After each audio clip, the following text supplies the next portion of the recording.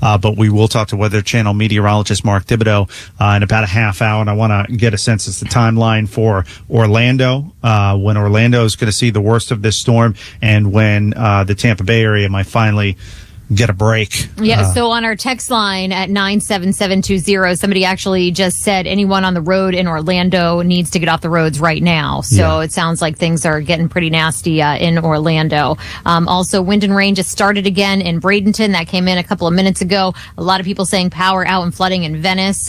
Joan texted in and said city limits of Dade City, very steady rain and very gusty winds, no power since around 7:30. So a lot of people texting in DeSoto County, no lights in a middle school, in a shelter, and people are hearing the hard winds, and that's, in a shelter right now, where that is just not, a very comfortable place to be, but it was necessary to make sure that people are safe. Right now, the power outage number is over 1.3 million, so that number has jumped exponentially over the course of the past hour and a half. Oh, yeah, it definitely has, yeah. And some of the hardest hit counties, Pinellas County, they track about 568,000 people in Pinellas County, and about 315,000 are without power, just to give you a sense. Manatee County, Hardy County, Sarasota County, then, of course, Hillsborough, Pasco, and Hernando.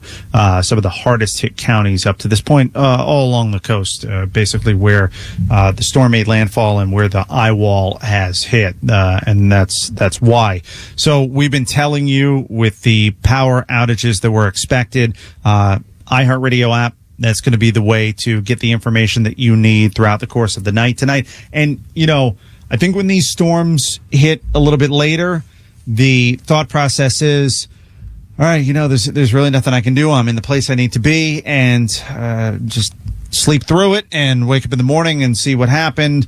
And then once you're in it, that doesn't happen. Yeah, nobody's going to be sleeping tonight. No. You could not sleep through this. No, you're worried about what's going on outside your home. You're worried about if there's any damage. And it's just so loud. It's loud. The wind is just so loud. Like a freight train. That's what it sounds like. And it's constant. And that howling that just doesn't let up for an extended period of time. It's very unnerving. Maybe it's so unnerving that it happens at night. Mm-hmm. Maybe more so than the day. 100%. What do you think? 100%. It's more terrifying at night. The boogeyman in the middle of the night. Yeah, we were initially looking at the possibility of something happening at 1 o'clock in the afternoon. Yeah. Okay. Then it became 2 o'clock in the morning, and then it became, it fluctuates all over the place. But I remember thinking to myself, well, if we're going to sit through the worst of this, I'd rather do it in the afternoon.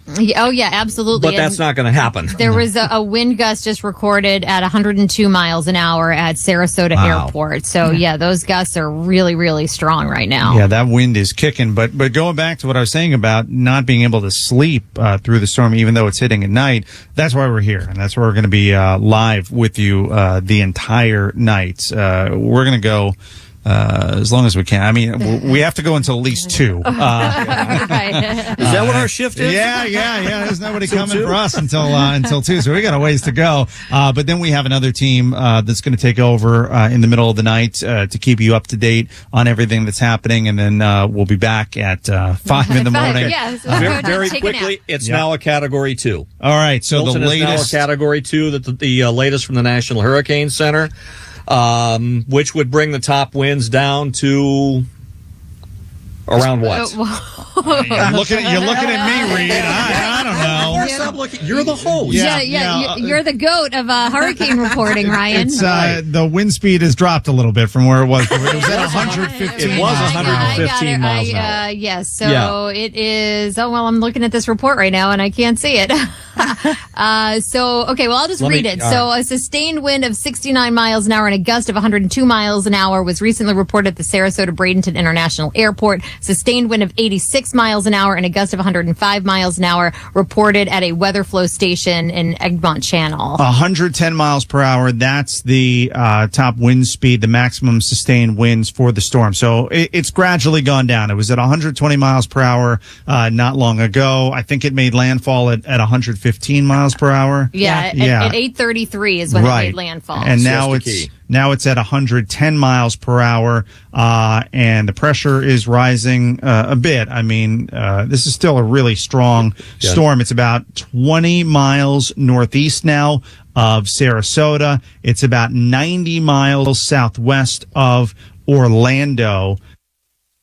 Fast it's moving. It's moving 16 east northeast. miles an hour. Yeah, it's 16 miles per hour. So that's where we are.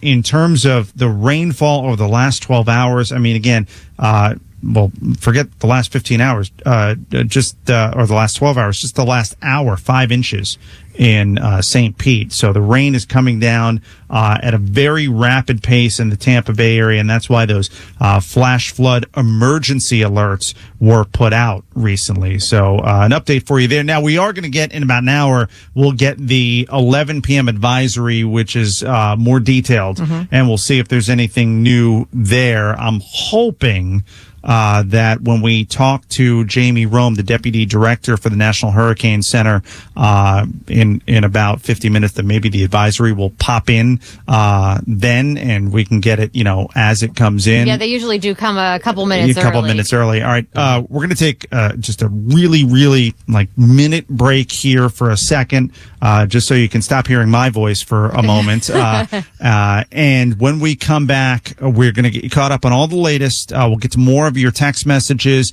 and we'll start checking in with more of our hosts around the state. This is live Operation Stormwatch coverage of Hurricane Milton on iHeartRadio across the state of Florida. Back in just a second. You're listening to continuing Operation Stormwatch coverage of Hurricane Milton. This is iHeartRadio Florida.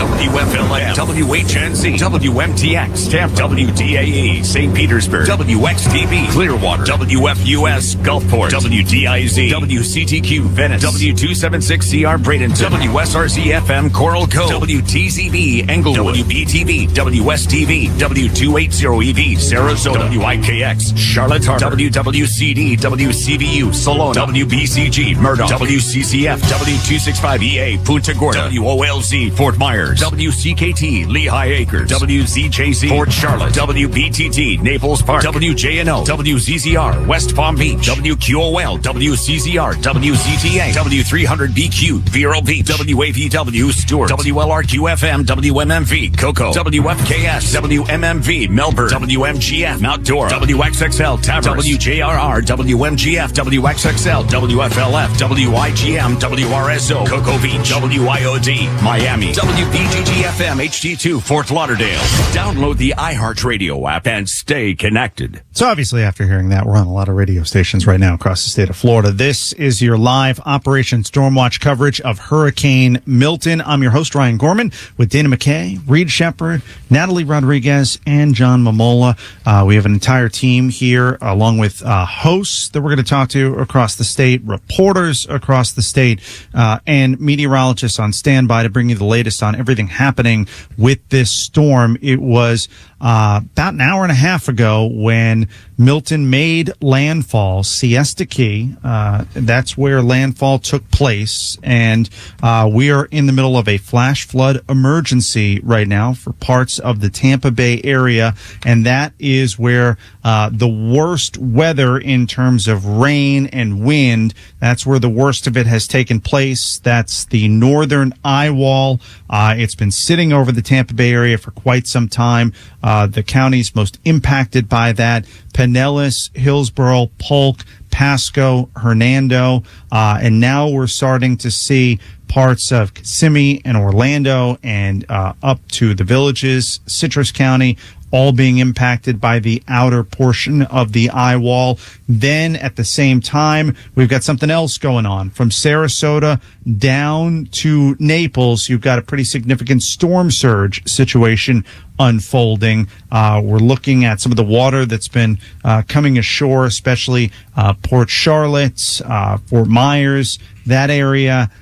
So you've got storm surge, you've got intense rain and wind, and it's a bit of a mess out there right now. We're going to check in with Weather Channel meteorologist Mark Thibodeau at around 10:25, so about 20 minutes from now, and we'll get a sense as to when Orlando is going to experience the worst of what this storm has to offer, and when the Tampa Bay area is finally going to get a break from this storm. Yeah, so I'm just looking at a video right now inside the eye of the storm in Lakewood Ranch, and that you can hear, I mean, I don't have the volume up because we're on the air, but that you can apparently hear the frogs right now in Lakewood Ranch because they're in that eye of the storm. And again, it's not the time to go outside and look around because the wind and the rain is all going to pick back up again. Yeah, St. Pete has had 16 inches of rain, 5 inches in just the past hour. That's why those flash flood emergency alerts went out.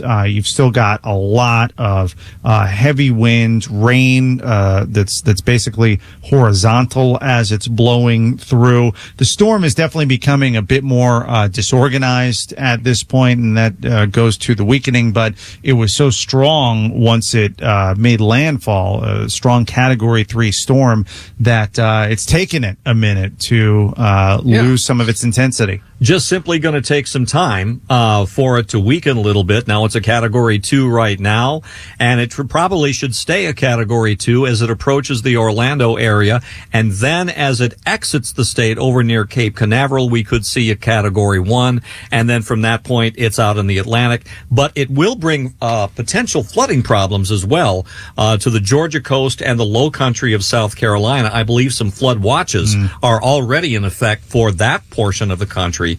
So a lot of people have yet to experience what the Tampa Bay area is experiencing right now, and this from Sarasota on south with the storm surge. So we're not done with this by a long shot, but looking at the radar and the projected future radar, if I had to make a guess, Ryan, I'd say that we might start to see things quiet down a bit, as you say, catch a break in the Tampa Bay area, maybe around 2 a.m.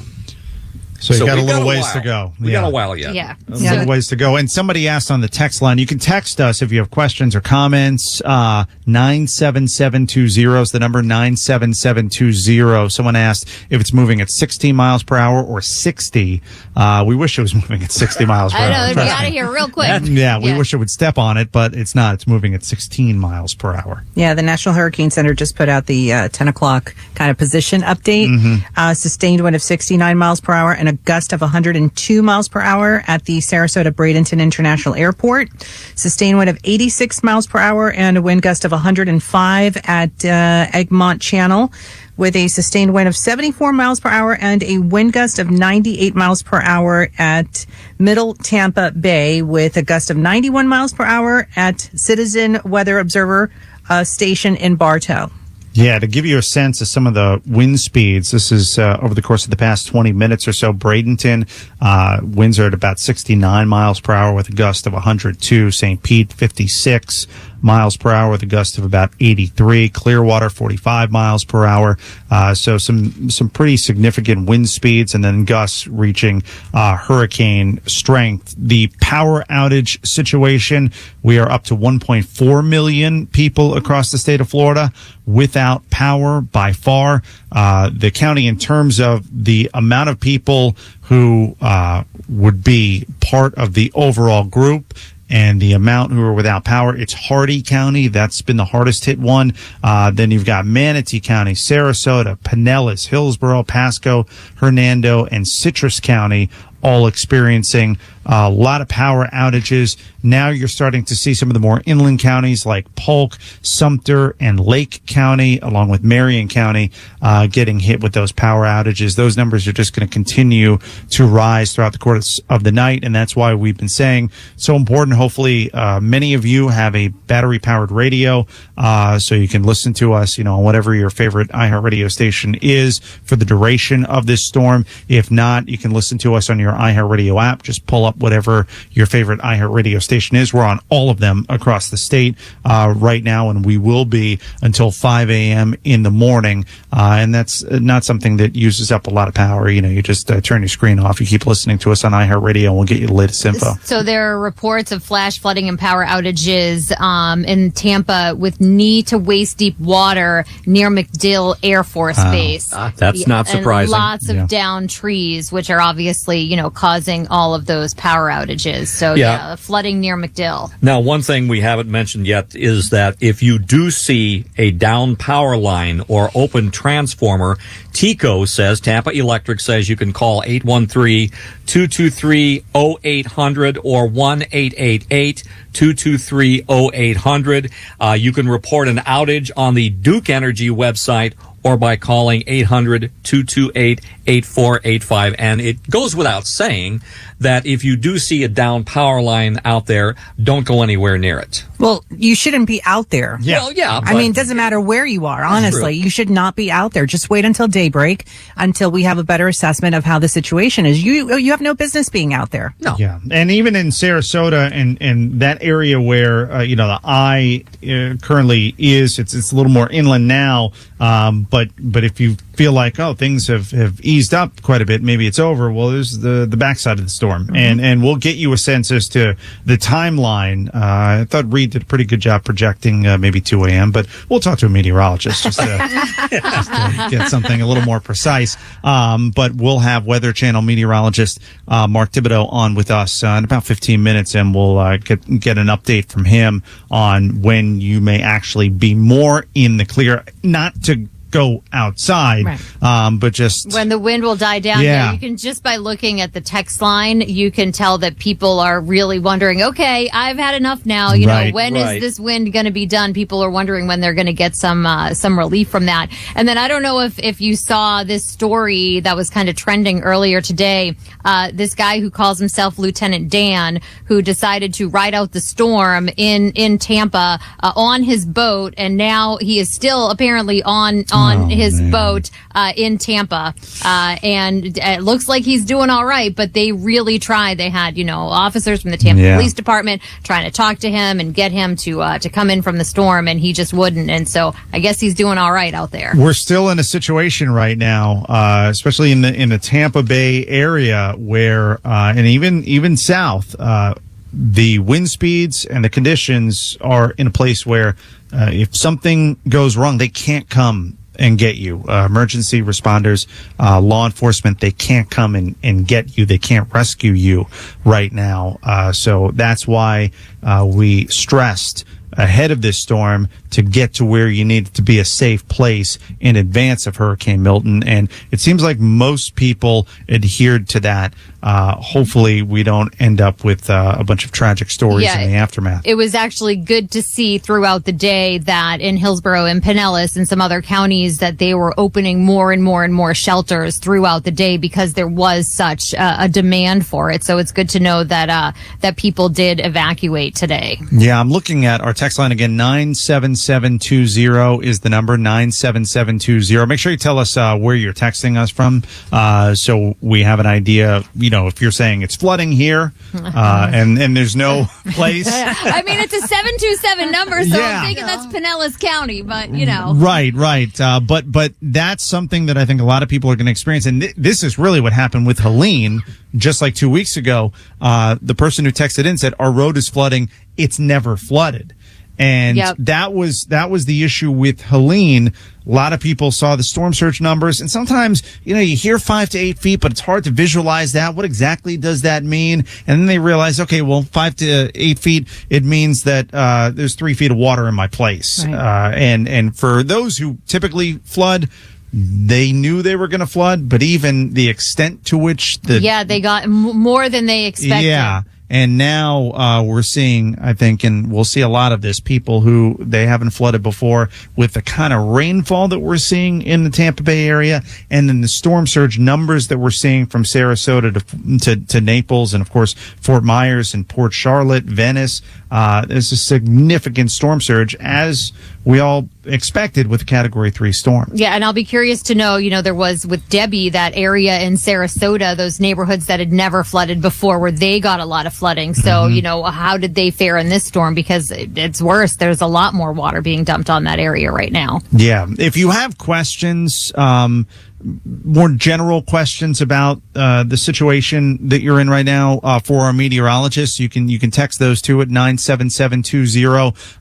We only have a limited time with them. They're very busy doing forecasts for lots of different people, especially the National Hurricane Center, but we try to squeeze some of those in. But for the most part, I think everybody listening right now, it's like depending on where they are, if you're Sarasota south, how bad is it going to get with the storm surge? That's like the main question, because it's the main thing they're dealing with right now. And then in the Tampa area, when is it going to finally let up? When are we going to be out of this eye wall, the worst of it? Because those winds, I think it's that they don't stop, especially in the Tampa Bay area, where you're not getting the eye of the storm, where there's at least maybe that little break. It never stops. Right, it's just wind spinning. It keeps howling. Right. Yeah, it's really, really unnerving. Just goes right through you.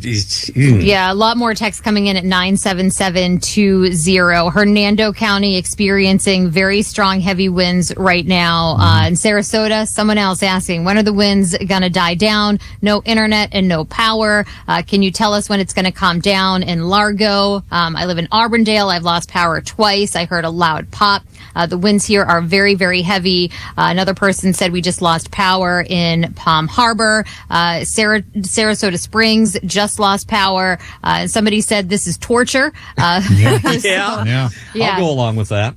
So 97720, that is our text number. And if you can tell us where you are, and if you have any questions for a meteorologist that we're going to talk to in a little bit, you can submit that. And I'm also curious to know, people are inside, obviously, but have any trees fallen down that you've noticed? Yeah. I'm curious to know about that. Real quick, John in Northport evacuated and has a question that I'm happy to answer. Wants to know the score of the Yankees-Kansas City game. The Yankees won 3-2, and they lead the series 2-1. So, hey, anything we can do to help. Let's go to the hotline now, and we want to bring in one of our iHeartRadio hosts. Maverick out of Sarasota is with us. Maverick, thanks so much for taking a moment to come on with us. And Sarasota, boy, right in the middle of this one. What's been your experience so far?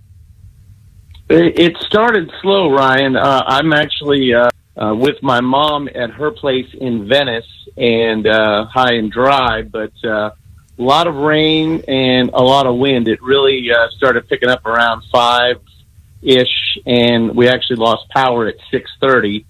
And I would say from about 6:30 to about 8:30, it was pretty intense.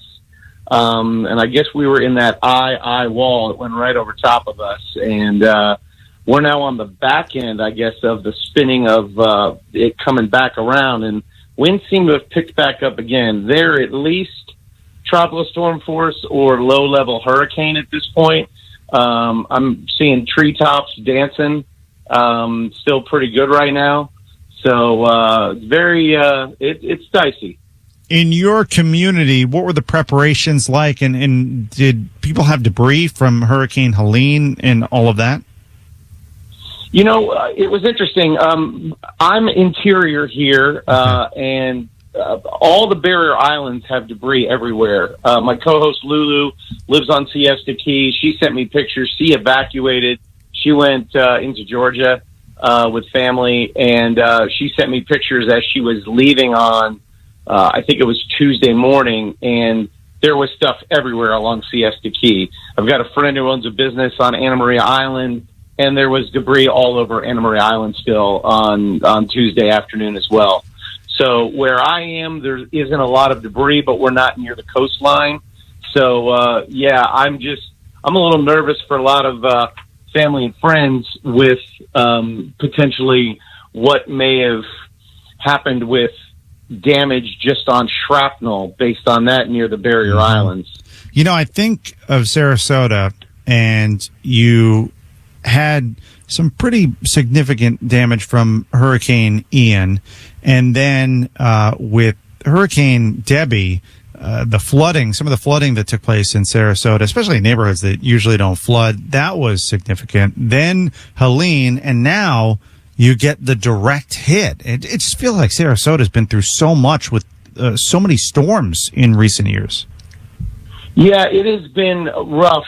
Ian was mostly inland. My mom got some damage, mostly minor, but a lot of trees down with Ian, as did a lot of other people, a lot of roof damage. Debbie was interesting because when it went over us, it was still a tropical storm, but it was very slow moving, and it was a soaker. And the problem with that was it dumped rain in places that had in past been either in flood zones or had areas where they could retain water, and they had been developed. And so that, was something that people are still talking about. And then the Helene issue, which skirted the coastline. So the interior sections got it with Debbie. The coastlines got it with Helene. So there really wasn't anywhere to hide because Lakewood Ranch, central Sarasota, areas that had never flooded, really flooded. And then you had the issues with the dam in eastern Manatee County, where there was flooding in that part of the county as well, in Manatee County. So, yeah, on both the coast and the interior parts, it has been a rough couple of months. We're joined by one of our iHeartRadio hosts, Maverick, out of Sarasota. Because of all of that, do you feel like the preparations that were taken in advance of this storm were pretty good throughout the community? Yeah, I think everybody took a note. I think there was, I grew up here, so I've been in Sarasota, Manatee County since first grade, and there was more preparation for this storm than ever. We were talking to authorities over the last couple of weeks from the Helene setup to this, and I think there may have been some caution with Helene because we typically don't see a lot of that. We had never really seen that. And then when Helene flooded, a lot of people's friends, neighbors, or their favorite restaurant on the water was destroyed. St. Armand Circle was underwater. I walked St. Armand Circle Monday, and there's no businesses open on St. Armand Circle. There was debris, all scattered from all the restaurants and businesses. So this one, everybody took seriously because either they personally knew somebody or they knew a place that they had been that had been severely impacted just in the last couple of weeks. So what's your plan for the rest of the night and into tomorrow? Just ride it out and then see what things look like during daylight? Yeah, it's, I was looking to try to get a little rest. The problem is even with impact windows in the house, the wind, it's interesting. We have lulls, but it has this, and if anybody that's been through this, it has this whistle on occasion that is, you can't describe it. And it, you're waiting for the other shoe to drop sometimes when you hear that whistle because it's not good. So I'm going to try to get a little sleep. I know I've got a bunch of cleaning up to do here. I'm curious what my place looks like. I'm closer to the airport in Sarasota at where my house is, and I know there's been 100-mile-an-hour wind gusts near there. I lost power there a couple of hours ago as well. So, it's going to be see if this dies down in the next hour or two, try to get a little rest, and then begin an assessment and cleanup. I know I had some big branches down in her front yard while we still had light out. And then, of course, once it gets dark, these things always seem to happen in the dark. You hear this metal banging, you hear pots crashing, and it's like, you don't even know what it is. So, I'll be curious to see. Safe. We're safe. That's the biggest thing, but how much destruction was done, that'll be the light of day. All right. Well, Maverick, get some sleep for all of us, will you? We'll see, man. We'll see. iHeartRadio host on 92.1 CTQ in Sarasota, Maverick with us. Maverick, thanks so much and stay safe.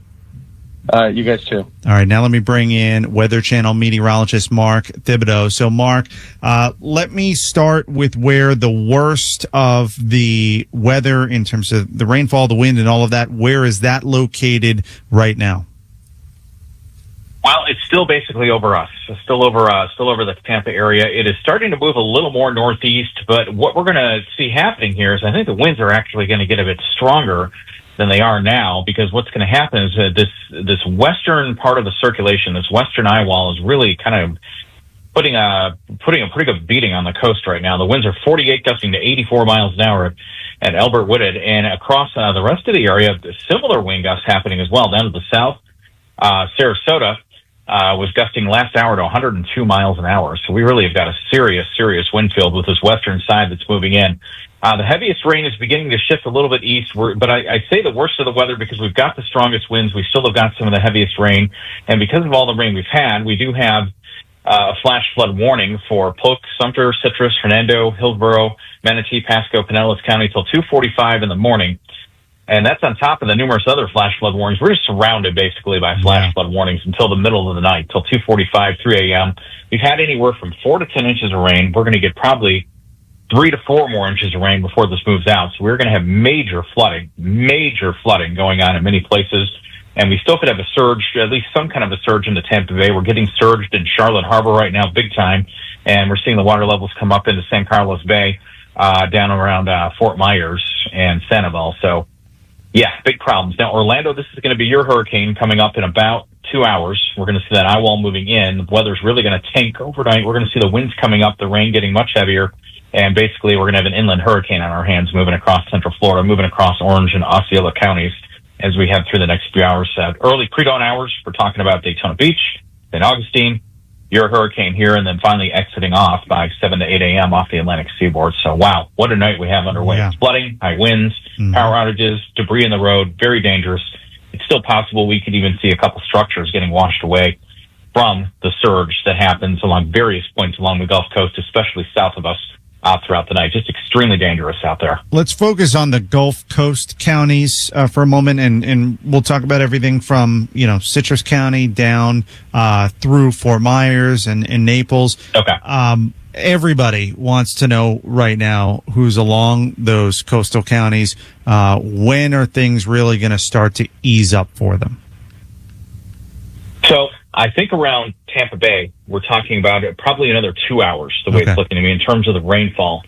I think it's going to take a while for those winds to come down across St. Pete and Tampa because we're going to be getting lashed by the west side of that circulation for a little while. So even after the rain stops, I still think the winds are going to stay up. So we're going to continue to see the power outages mounting across the region because of the winds, because of the ground so saturated. Those trees are going to come down a lot easier. Now, further to the south, this is a two-personality hurricane for sure, because further to the south, it's a little drier, but we're surging all across these coastal areas. And I think in those areas, the winds are maybe not quite as strong around places like Fort Myers and Cape Coral, but we're getting the storm surge heading into some of the coastal areas here. And into Charlotte Harbor, the winds are pretty strong there in a lot of cases. Your weather in these areas on the southern edge of the hurricane is going to improve a little more rapidly compared to what's going on around Tampa, because Tampa's closer to where the leftover center is. So Tampa, you got about 2 to 3 hours, I think, more of this heavy rain. Then the winds will gradually follow overnight. Those will gradually come down. Charlotte Harbor and places like Fort Myers, I think your water levels still are going to come up a little further. So that's why it was urged to evacuate some of these areas, these coastal areas, because once you get that westerly wind component going with the hurricane, it's going to keep going. It's going to keep surging with those strong winds until that wind backs off or changes direction and pushes the water back out into the Gulf of Mexico, frankly, where it belongs. So we're going to continue to see the conditions go downhill, I think, a little bit south towards Fort Myers, Cape Coral, and Naples as well. And then what we'll see further north is the heavy rain gradually tapering around Tampa and St. Pete, but we'll see the wind stay up a little longer up this way. Now, further north, we'll see the conditions getting a little worse, I think, way up to the north of us as we look at the area moving all the way up to, say, like Cedar Key. I think the weather gets a little worse there as the hurricane moves a little north and east, and we kind of get lashed by that western side as well with some high winds, heavy rain, and some flood potential. And again, we just have got, if you look at a map of where the flash flood warnings are, we have got the entire central part of the state covered in flash flood warnings from the Gulf side all the way over to the Atlantic side. And that's a long ways, really. If you look at it from Tampa Bay over to Daytona, you're talking about 130 miles. And we've got flash flood warnings all the way across the state because of the heavy rain that's occurring with this hurricane. We're talking double-digit rainfall totals and tropical storm force winds gusting to hurricane. So it is not a pretty night out there at all. No. And then last question for you, for the Orlando area. I mean, it looks like I would say the northeastern part of the eye wall is closing in on Orlando. So it's going to go downhill fast for that part of the state, right? It is. The weather's really about to start tanking there because, if you look at the radar, that northeast part of the eye wall, you're exactly right. That's moving right into the Orlando metro area. So your weather, if you're out, my goodness, if you're outside for any reason, not a good idea, first of all, to be outside at all tonight. Your weather's about to go downhill quickly here. You can see the bright reflectivity is showing up on the radar. They're closing in from the south and west into Orlando, and that's embedded within the very strong winds and the heavy rain. And the thing about Orlando is I think it's going to take even longer once the weather goes down to improve because we got to still get that western eye wall by that's kind of in the Tampa area right now. Mm-hmm. That's why our winds are so strong. That northwestern eye wall is very potent on this system. It's really a north-loaded system, and that northwest eye wall really has got some of the strongest winds with the entire hurricane. So those leftovers are going to come across as well into central Florida, including the Orlando metro, and then gradually make their way up to the north and east, maybe crossing over a little bit south of Daytona.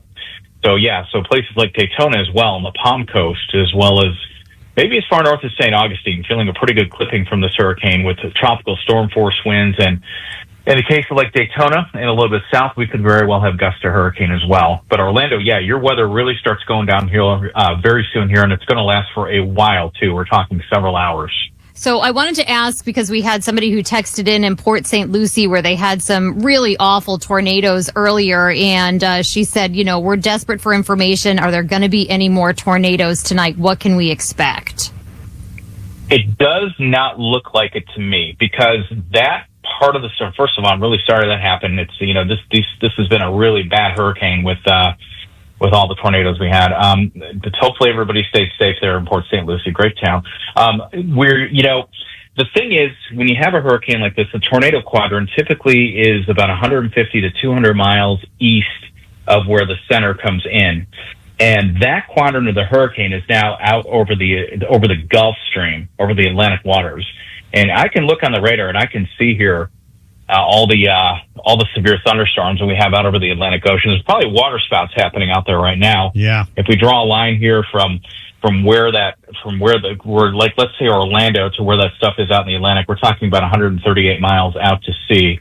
And that is where your tornado quadrant is. That's over water. So I don't think we're going to have any more of that. However, a little caveat to that is sometimes right around where the center is, where that goes, we can see a quick spin up occasionally. However, but if you look at Port St. Lucie on the map here, it's a little too far south from where the leftover center is. And that tornado quadrant I talked about, that's already way out in the Atlantic. So I think we're good to go in Port St. Lucie. I don't think we're going to see any more tornadoes tonight, but we are going to see that center going back to the north.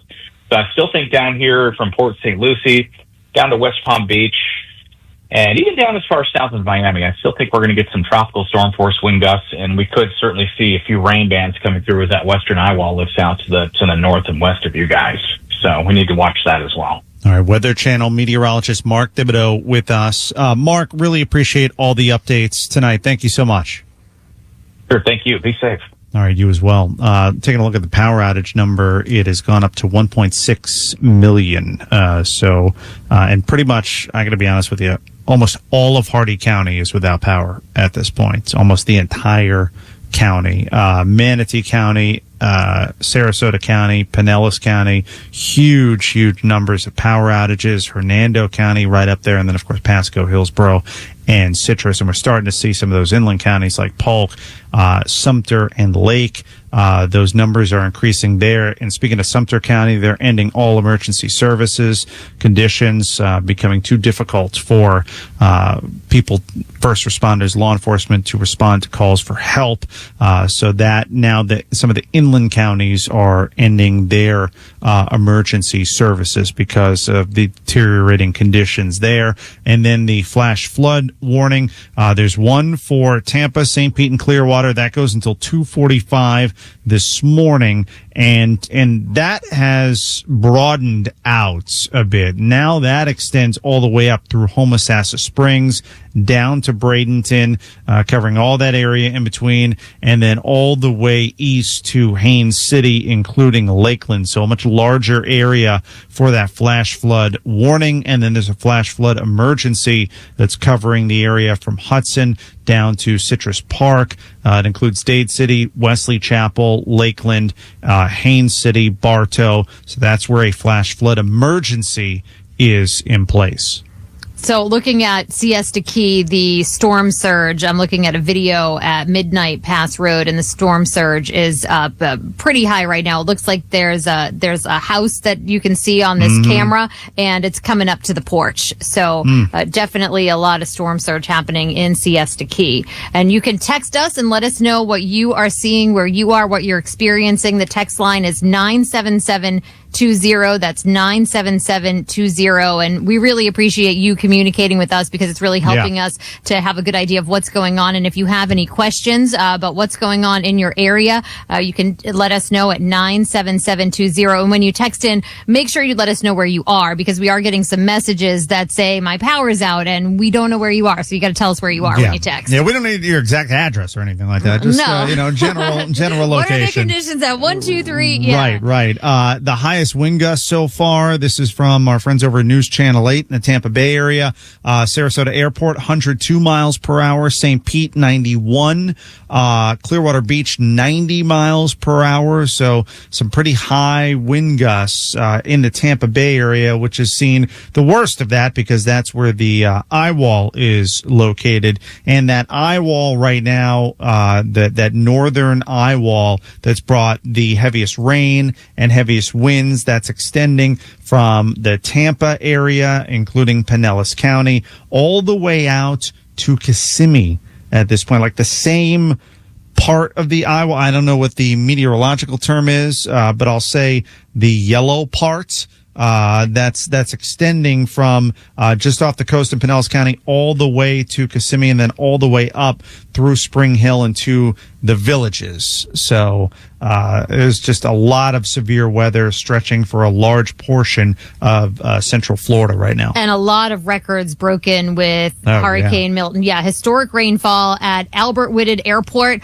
Now more than 17 inches of rainfall just today, a 1 in 500 year event. So really, really a lot of rain. And that's why we're seeing those flood emergency warnings going out, because the rain is just coming down so fast. Yeah. So many homes inundated in Venice Bay, Venice Beach, Fort Myers, 8 to 10 feet of storm surge there, not counting the rain. Yeah. The storm surge numbers. So again, the storm surge event is happening from Sarasota south to Naples, and depending on the location, it's more significant than others. Port Charlotte, seeing significant storm surge. That's where that is happening. Then you have the rain and wind event happening in the Tampa Bay area. Earlier today, we had the tornado event that happened all over, including all the way over to Miami-Dade and Broward County. And now you've got Orlando that's about to be hit with the eye wall, and you're going to have potentially some flooding up in Jacksonville. So it really is incredible. We said this was going to be a statewide event, and sure enough, it has been. Oh, yeah, absolutely. It has been. Yeah, Wesley Chapel also getting ready to start feeling the effects of the storm. Yeah, and for those who are wondering when is this going to ease up, we just talked to Mark Thibodeau from the Weather Channel, and it's going to be a couple of hours, unfortunately. Yeah, it's going to be a few more hours before those winds start to let up. And I mean, that's what's mostly coming in on the text right now at 97720 is they're tired of it. People are like, when is this going to end? And I can only imagine, people with kids that are scared and all of that, what's going on right now. But we're getting through it, and we are going to be here with you all throughout the night, and then we are going to be with you, all to get you through the aftermath of the storm tomorrow. We're going to have all different local officials on to find out, what after they assess the damage, what's going on in every different area across the state. Boy, the power has just been, it's like one community after another. We're getting right after landfall. It was like, boom. Yeah. And it's almost like we talk to the meteorologists and they tell us where it's going to hit next. And then we start seeing the texts come in of where places are out. 97720 is our text line. Power out now in Newport Richey. Somebody said we're in Bradenton at I-75 and 70. Fierce wind here. They're thanking us for being here, doing what we're doing. No power in Carrollwood. Wanting to know again how long will these strong winds last? I'm scared to fall asleep because of the sound of the winds, and that's what we were talking about earlier. Is just that noise of the wind and how scary it is. A lot of people just really wondering, when is this going to be over? I have to say, though, one of the takeaways from Helene is the fact that so many people evacuated. And I wish we would have had a people clicker just to take count of how many actually evacuated. We heard from Kevin Guthrie, Executive Director of the Emergency Management, that there were over 100,000 that went into shelters. That doesn't take into account the evacuees. Some of them that are in South Florida, some of them that left the state that went north. So, I mean, we are hearing from our listeners, but just think about how many people aren't in their homes right now. Right. And have no idea what impact the storm has had. They won't know. That ride home, I've talked about this before. For me, it was Hurricane Irma. That ride home when you don't know what you're going home to, it's unnerving. It's concerning. Right. And we just went through this, in some parts of the state with Helene, where people evacuated and then, they couldn't get back onto those barrier islands for a couple of days in some cases because it was just too dangerous, and then they go back. And so now a lot of those people are going through that all over again. There are going to be people who maybe didn't lose everything in that storm and thought, and now they're going to be going back. So there's just going to be, a lot of devastation. The National Weather Service put out this fantastic graphic, and we talked about this not long ago. I can't remember if it was with the Deputy Director from the National Hurricane Center or the Weather Channel.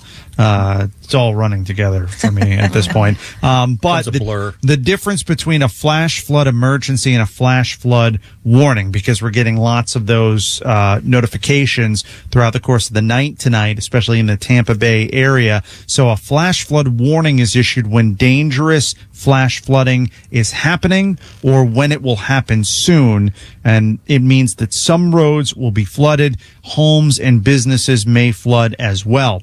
A flash flood emergency, that's issued for exceedingly rare situations when a severe threat to human life and catastrophic damage from a flash flood is happening or will happen soon. Yeah, I think Mark Thibodeau used the example of a car being just floating away. Yes. The car floating away. Yeah.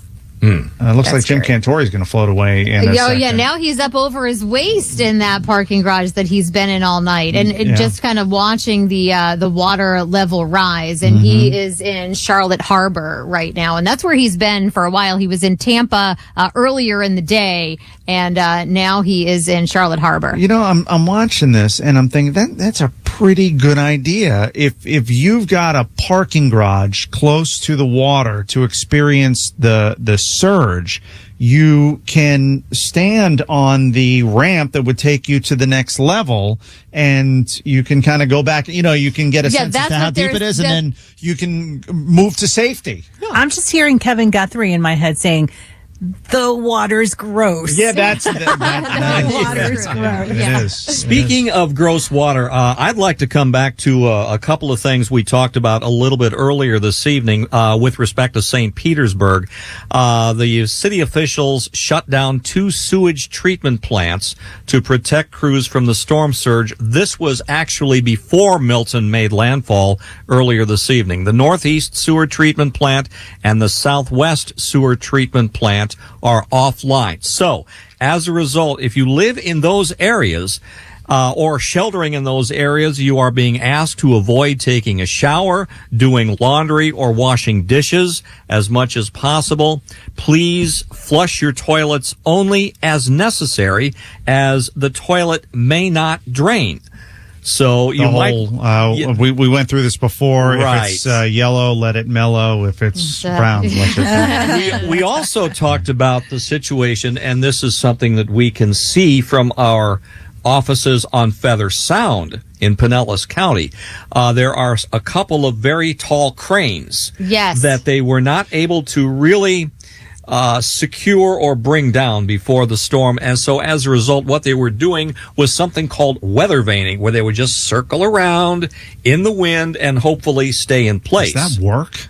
Well, let's Not put it unless you this tell way. the condo owners, watch out. They were telling people to evacuate that area if they were in the area of that crane earlier. So what happened, Reed? Well, if you live near any of those sites, what they want you to do is leave, first of all, evacuate, or move to an inner room without windows while the storm passes, because there could be potential crane malfunctions. Right. Well, it's nobody can leave now. So, yeah, because we're sheltering in place. That's right. So a little bit of good news out of Citrus County that the sheriff's office has now resumed emergency operations. So that came in from the sheriff, Citrus County Sheriff, that they have now resumed emergency operations. So that means anybody that had to call 911 throughout the storm was able to, now they're going to try to come and get you. And that's interesting because, just taking a look at the radar and where the northern part of the eye wall is and some of the more severe storms, it still looks like it's pretty rough there in Citrus County, but they've determined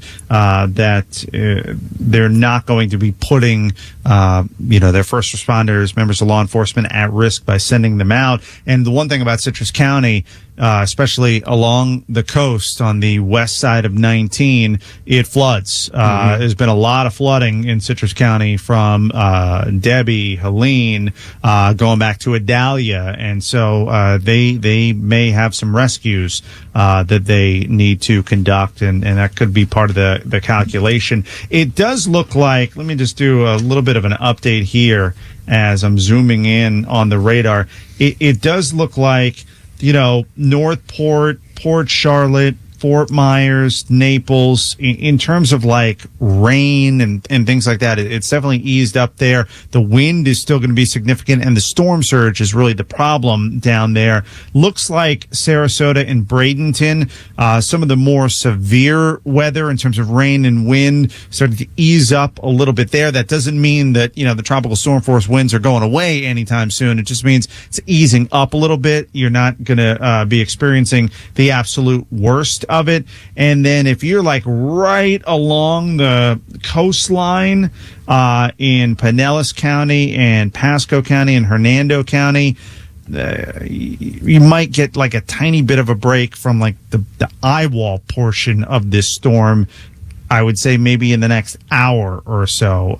But man, it really is incredible how the Tampa Bay area, it just kind of sat over that part of our state for an extended period of time. And that's why we're seeing these flash flood emergencies pop up. 17 inches of rain today in St. Pete, which is just absolutely record breaking. Yeah. Seeing the bay being sucked up by the storm is pretty incredible. And isn't that crazy how you've got the Tampa Bay area, the water's being sucked out, and then, down in Port Charlotte's being sent in. Spit up. Right. And then inland, you've just got all this rain falling and causing flooding issues. And look, I've been in South Tampa before. A thunderstorm will cause it to flood there. So I just can't imagine. We're seeing some things on social media. I think for the most part, it seems like people are being safe and they're staying in and they're not trying to get like that viral video. Tomorrow, I can't imagine what we're going to be looking at. No, already getting reports that over 120 homes were destroyed by tornadoes in Milton. Wow. There were like initial reports that maybe the tornadoes didn't do that much. The two that went viral, the one wedge tornado and the other big one that was in the Everglades. Like Alligator Alley. Yeah, it was like the deadly one in Port St. Lucie. It was like Gatornado. Fort Myers was also badly hit by tornadoes. Also, some reports from Glades County as well about a number of homes damaged. Yeah. So, all right, let's go to the Deputy Director for the National Hurricane Center, Jamie Rome, joins us once again. Jamie, thanks so much for jumping back on with us. So let's start with the worst storm surge conditions. Where is that taking place, and how long is that likely to continue for? That's going to be south of where the center made landfall, so south of the Key. So we're thinking right now that's sort of Venice, Inglewood, Port Charlotte area. And they're going to experience this significant storm surge for how many more hours before things start to recede a bit?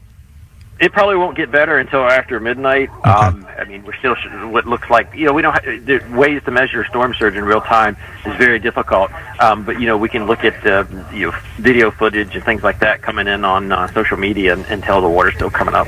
What about the rainfall and the winds associated with this storm? Where is the worst of that happening right now?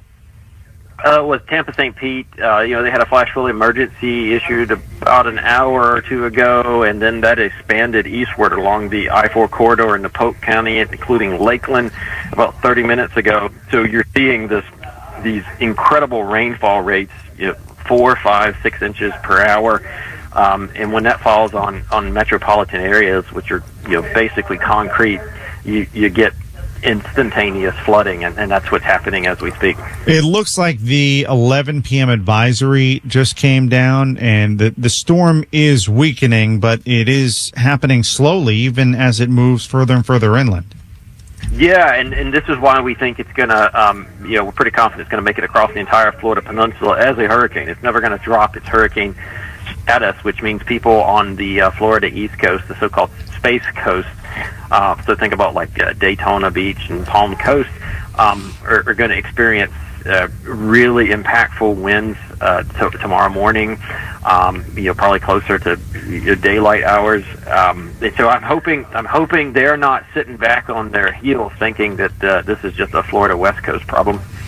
And for the West Coast of Florida, how long, especially the Tampa Bay area, which has been rocked by this eye wall, it's just sat over the region for an extended period of time, how long until they start to see some of those conditions ease up?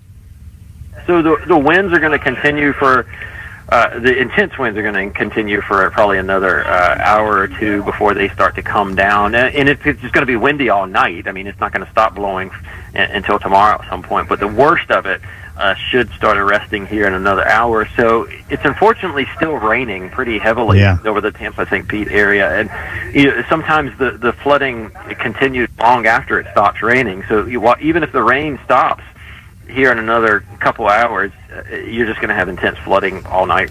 And now Orlando, last thing I want to touch on with you, Orlando really, it looks like, starting to experience some of the worst of Hurricane Milton. Yeah, you're seeing the radar just really build right down the I-4 corridor. I mean, you can just see it sort of exploding as it moves down, and they haven't gotten the wind yet. They had some gusts earlier to tropical storm force, but they're nowhere close to the core of the hurricane. So imagine when that core moves over them later tonight. It's just going to be a really rough night, and you're seeing the power outages just spike. I mean, I can't keep up with every time I ask somebody to give me a number, it just feels like it spikes by another couple 100,000. All right. Jamie Rome, Deputy Director for the National Hurricane Center, with us tonight. Jamie, thanks so much for the update. We'll talk to you in a bit. Thank you. All right, Natalie, let me turn to you. You've got a lot of new information on the impact of Hurricane Milton throughout the state of Florida. Absolutely. I think one of the big takeaways right now with this 11 o'clock advisory from the National Hurricane Center is that they just discontinued the storm surge warning for Anclote River. Which is good. Once we start seeing those discontinuations, that's always a good sign. Right now, the storm has maximum sustained winds of 105 miles per hour. It is still going in an east-northeasterly direction at 16 miles per hour, and the minimum central pressure is at 960 millibars. We're getting some new storm surge numbers also detected. The latest from Anna Maria Island, obviously 9 to 13 feet. I think we've talked about that one. Boca Grande to Bonita Beach, 8 to 12 feet. Charlotte Harbor, still 8 to 12 feet. That's where Cantori is. Bonita Beach to Chokoloskee, 5 to 8 feet. And Tampa Bay, 3 to 5 feet, with St. Johns River at 2 to 4 feet. I want to note that there are some reports in St. Pete that the winds just still at a very high level, 90-mile-per-hour gusts, buildings shaking. So, again, if you're in the Tampa Bay area, I know you've been going through it for a while, but some spots, they're still feeling the absolute worst of what Hurricane Milton has to offer. We're just seeing on social media, in fact, Ryan, just talking a couple of minutes ago about the large cranes and how there was a lot of concern about that. We're getting a posting from social media that one of the cranes that was in the 400 block of Central Avenue in St. Petersburg has fallen off the building. Is that confirmed? It was posted on by couple of different people, and there's a video. There is video. So video, yeah. We don't know. We can't say whether or not. We certainly hope that no one was hurt as a result of this. And again, we can't say at this point the extent of the damage, but it does appear that one of those cranes, large cranes, that they were worried about in St. Petersburg has fallen off the building. Well, if that is what happened, I wouldn't be totally shocked by it. No. I mean, that whole idea of it just spinning around. That scares me more. I'd rather it come down, and obviously not on anyone or anything. Yeah. We can see, from our building at Feather Sound in Clearwater, we can see there's some construction going on across the way from us. And there are a couple of those cranes that have been up there for literally for months. And I've seen it go round and round and round that weather vane. I'm like, what is that thing doing? Yeah, that was one of the concerns. If the storm were to have gone south into Miami-Dade County, downtown Miami has ongoing construction all the time. So those cranes are out there. One thing they did do last time was they locked them down. And they weren't able to do that in St. Pete, from what I read. Yeah. I don't know what the reason was, but they weren't able to do that. Hurricane force winds are extending up to 35 miles per hour, by the way. Are they really? Yeah. I'm sorry, 35 miles. From the center. Yeah. From the center. We're looking at some images from different parts of the state, and somebody lost their car in Tampa that is completely flooded out. I mean, the waters, and I think, I can't tell exactly where that is, but I think that's the flooding from the rainfall. That looks to be flooding from, 5 inches in an hour? Yeah, I think that image is downtown. Downtown Tampa. Yeah. So you've got that going on. Then you've got the storm surge from Sarasota south. So the flash flood emergency alerts, they keep coming in for the Tampa Bay area. I also want to note that this is out of Daytona Beach, wind gusts reaching 70 miles per hour there. Volusia County under a curfew until 8 tomorrow morning. So, like we've been saying, the effects of this storm now really starting to extend across the entire state. The Orlando area seeing some of the worst they've experienced so far. Daytona Beach experiencing obviously some significant winds, while the Tampa Bay area continues to get hit really hard. Raymond James Stadium, the field is flooded. It's running on a generator right now. Wow. And that could impact USF was supposed to host Memphis. Right, Friday, right? That was rescheduled to Friday. We'll wait and see. The Bucks are out of town this weekend, so that's not going to affect them. This is a note from Pinellas County Emergency Management. Flash flooding continues in St. Pete and surrounding areas. Water rescues are underway. Now, a lot of times you've got law enforcement in different areas that are impacted by these storms, and emergency services, they say, we're going to shut it down at a certain point. But then also there are times where they'll end up using their discretion based on the conditions. And we knew there were going to be people who, sadly, were going to end up in a really, really difficult situation. Unfortunately, they weren't going to evacuate for a variety of different reasons. And I think one of the issues right now is going to be the flooding, the inland flooding, the flash flooding. That's stuff that I'm sure there are people who didn't evacuate. They didn't expect that to happen because, look, we were covering the storm from top to bottom, and a couple things that we never predicted or talked about with meteorologists. Nobody seemed to really think were going to happen. The extent of the tornado warnings that we saw earlier in the day, and then the flash flooding that we're seeing right now, that wasn't predicted. No, we heard about storm surge, definitely. Yeah, that we had heard about, and that's happening. And you've covered a lot of storms, Ryan. So have you seen this before, the tornadoes and that type of flash flooding? No, well, the tornadoes, no. I mean, this was the most I've ever seen in terms of tornado warnings associated with a hurricane. I'm not saying that it's never happened at this extent before, but I mean, I'm going back to Andrew, and I've never seen anything like this before. And I don't know how many I've covered, and not just for the state of Florida, but also South Carolina and other parts of the country where I've covered these storms. And then the flash flooding, this is about as bad as I've seen in terms of that rainfall. I mean, what was that one note? It was like a 1 in a 500-year event or something like that. To have 17 inches of rainfall in a day. Yeah. Right. So it's exceedingly rare that you see anything quite like that. We've got the text line open, 97720. Again, 97720. Just say where you're texting from, and if you want to give us an update on what you're experiencing, that helps. There are so many coming in. I know Dana's trying to keep track of them all, and we want to get to more of them. So we'll do that in just a bit. Also, we'll open up the phone lines here so we can actually talk to some of you. The one reason sometimes I'm hesitant to do that, we're going to get a bunch of calls. I didn't want to do it too early because I don't want to leave people on hold for a long period of time. You only have so much battery power, you know. Yeah. I don't want your devices to get drained and all of that. But now that we're easing up in the amount of guests that we're going to be talking to, we'll have a little bit more time to go to the phones and run through them. So we do want to hear from you and hear your voice, you know. So we'll do that in the next hour. We will talk to a meteorologist from the Weather Channel in the 11 o'clock hour, and we'll check back in with the National Hurricane Center as well. Roof ripped off Tropicana Field. I'm seeing it right now. That is breaking news. That is huge. That is a big story. The roof of Tropicana Field is gone.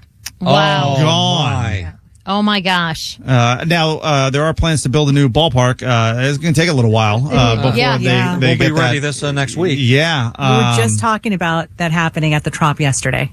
We said that could happen. Yeah, and sure enough, look at that. And that tells you how bad this storm is. This is a major hurricane that made landfall in Sarasota, and the eye wall, the worst part of the storm, hit and sat over the Tampa Bay area, and is still impacting the Tampa Bay area. So, again, that is a huge breaking story. The roof of Tropicana Field in St. Pete is gone. Wow. We will be back with more, so much more to get to here on our live Operation Stormwatch coverage. We're covering the entire state of Florida for Hurricane Milton. Back with more in just a moment. You're listening to continuing Operation Stormwatch coverage of Hurricane Milton. This is iHeartRadio Florida. WFLA, WHNZ, WMTX, Tampa, WDAE, St. Petersburg, WXTV, Clearwater, WFUS, Gulfport, WDIZ, WCTQ, Venice, W276CR, Bradenton, WSRC-FM, Coral Cove, WTZB, Englewood, WBTV, WSTV, W280EV, Sarasota, WIKX, Charlotte Harbor, WWC WPTD, WCBU, Solona, WBCG, Murdoch, WCCF, W265EA, Punta Gorda, WOLZ, Fort Myers, WCKT, Lehigh Acres, WZJZ, Port Charlotte, WBTT, Naples Park, WJNO, WZZR, West Palm Beach, WQOL, WCZR, WZTA, W300BQ, Vero Beach, WAVW, Stewart, WLRQ-FM, WMMV, Cocoa, WFKS, WMMV, Melbourne, WMGF, Mount Dora, WXXL, Towers, WJRR, WMGF, WXXL, WFLF, WIGM, WRSO, Cocoa Beach, WIOD, Miami, WPGG-FM, HD2, Fort Lauderdale. Download the iHeartRadio app and stay connected. Ryan Gorman here with Dana McKay, Read Shepherd, Natalie Rodriguez, and John Mamola. This is live Operation Stormwatch coverage of Hurricane Milton on iHeartRadio stations across the state of Florida. You just heard the entire list, and we are providing you the latest, most up-to-date information about what's happening all across the state as we experience this major hurricane that made landfall at 8:33 tonight in Sarasota as a Category 3 storm. It has since weakened to a Category 2, maximum sustained winds 105 miles per hour right now. It's moving east-northeast at 16 miles per hour. And taking a look at where some of the worst effects of the storm are at the moment, there are a couple of different angles that we have to talk about when we discuss the worst effects.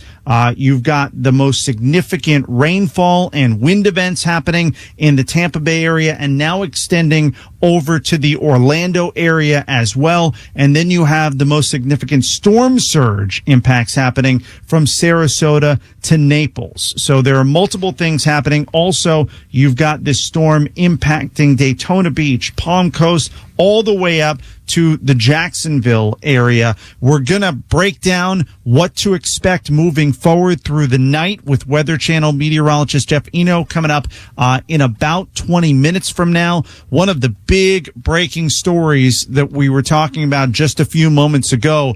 And, you know, there are some images and there are videos that end up like defining storms. And one of the defining images of Hurricane Milton, without a doubt, is going to be the roof of Tropicana Field in St. Pete being ripped off. Yeah, it's just you can just see the fabric just kind of It's blowing, flapping. flapping in the breeze. But there's light. Do they have power there? It's a generator. It's generator Okay. run. Yeah, they were using Tropicana Field as a staging area. Okay, For some linemen. for the linemen for power restoration. But you know, I tell you what, Ryan, I'm looking at that shakes me to the core. Yeah. To see that. And what that tells me, and thank you so much to everybody who's been texting in at 97720, again, 97720, to give us an update on what you're experiencing across the state. But what that tells me is the images that we are going to see in the morning when it's daylight and we can assess the damage in the Tampa Bay area.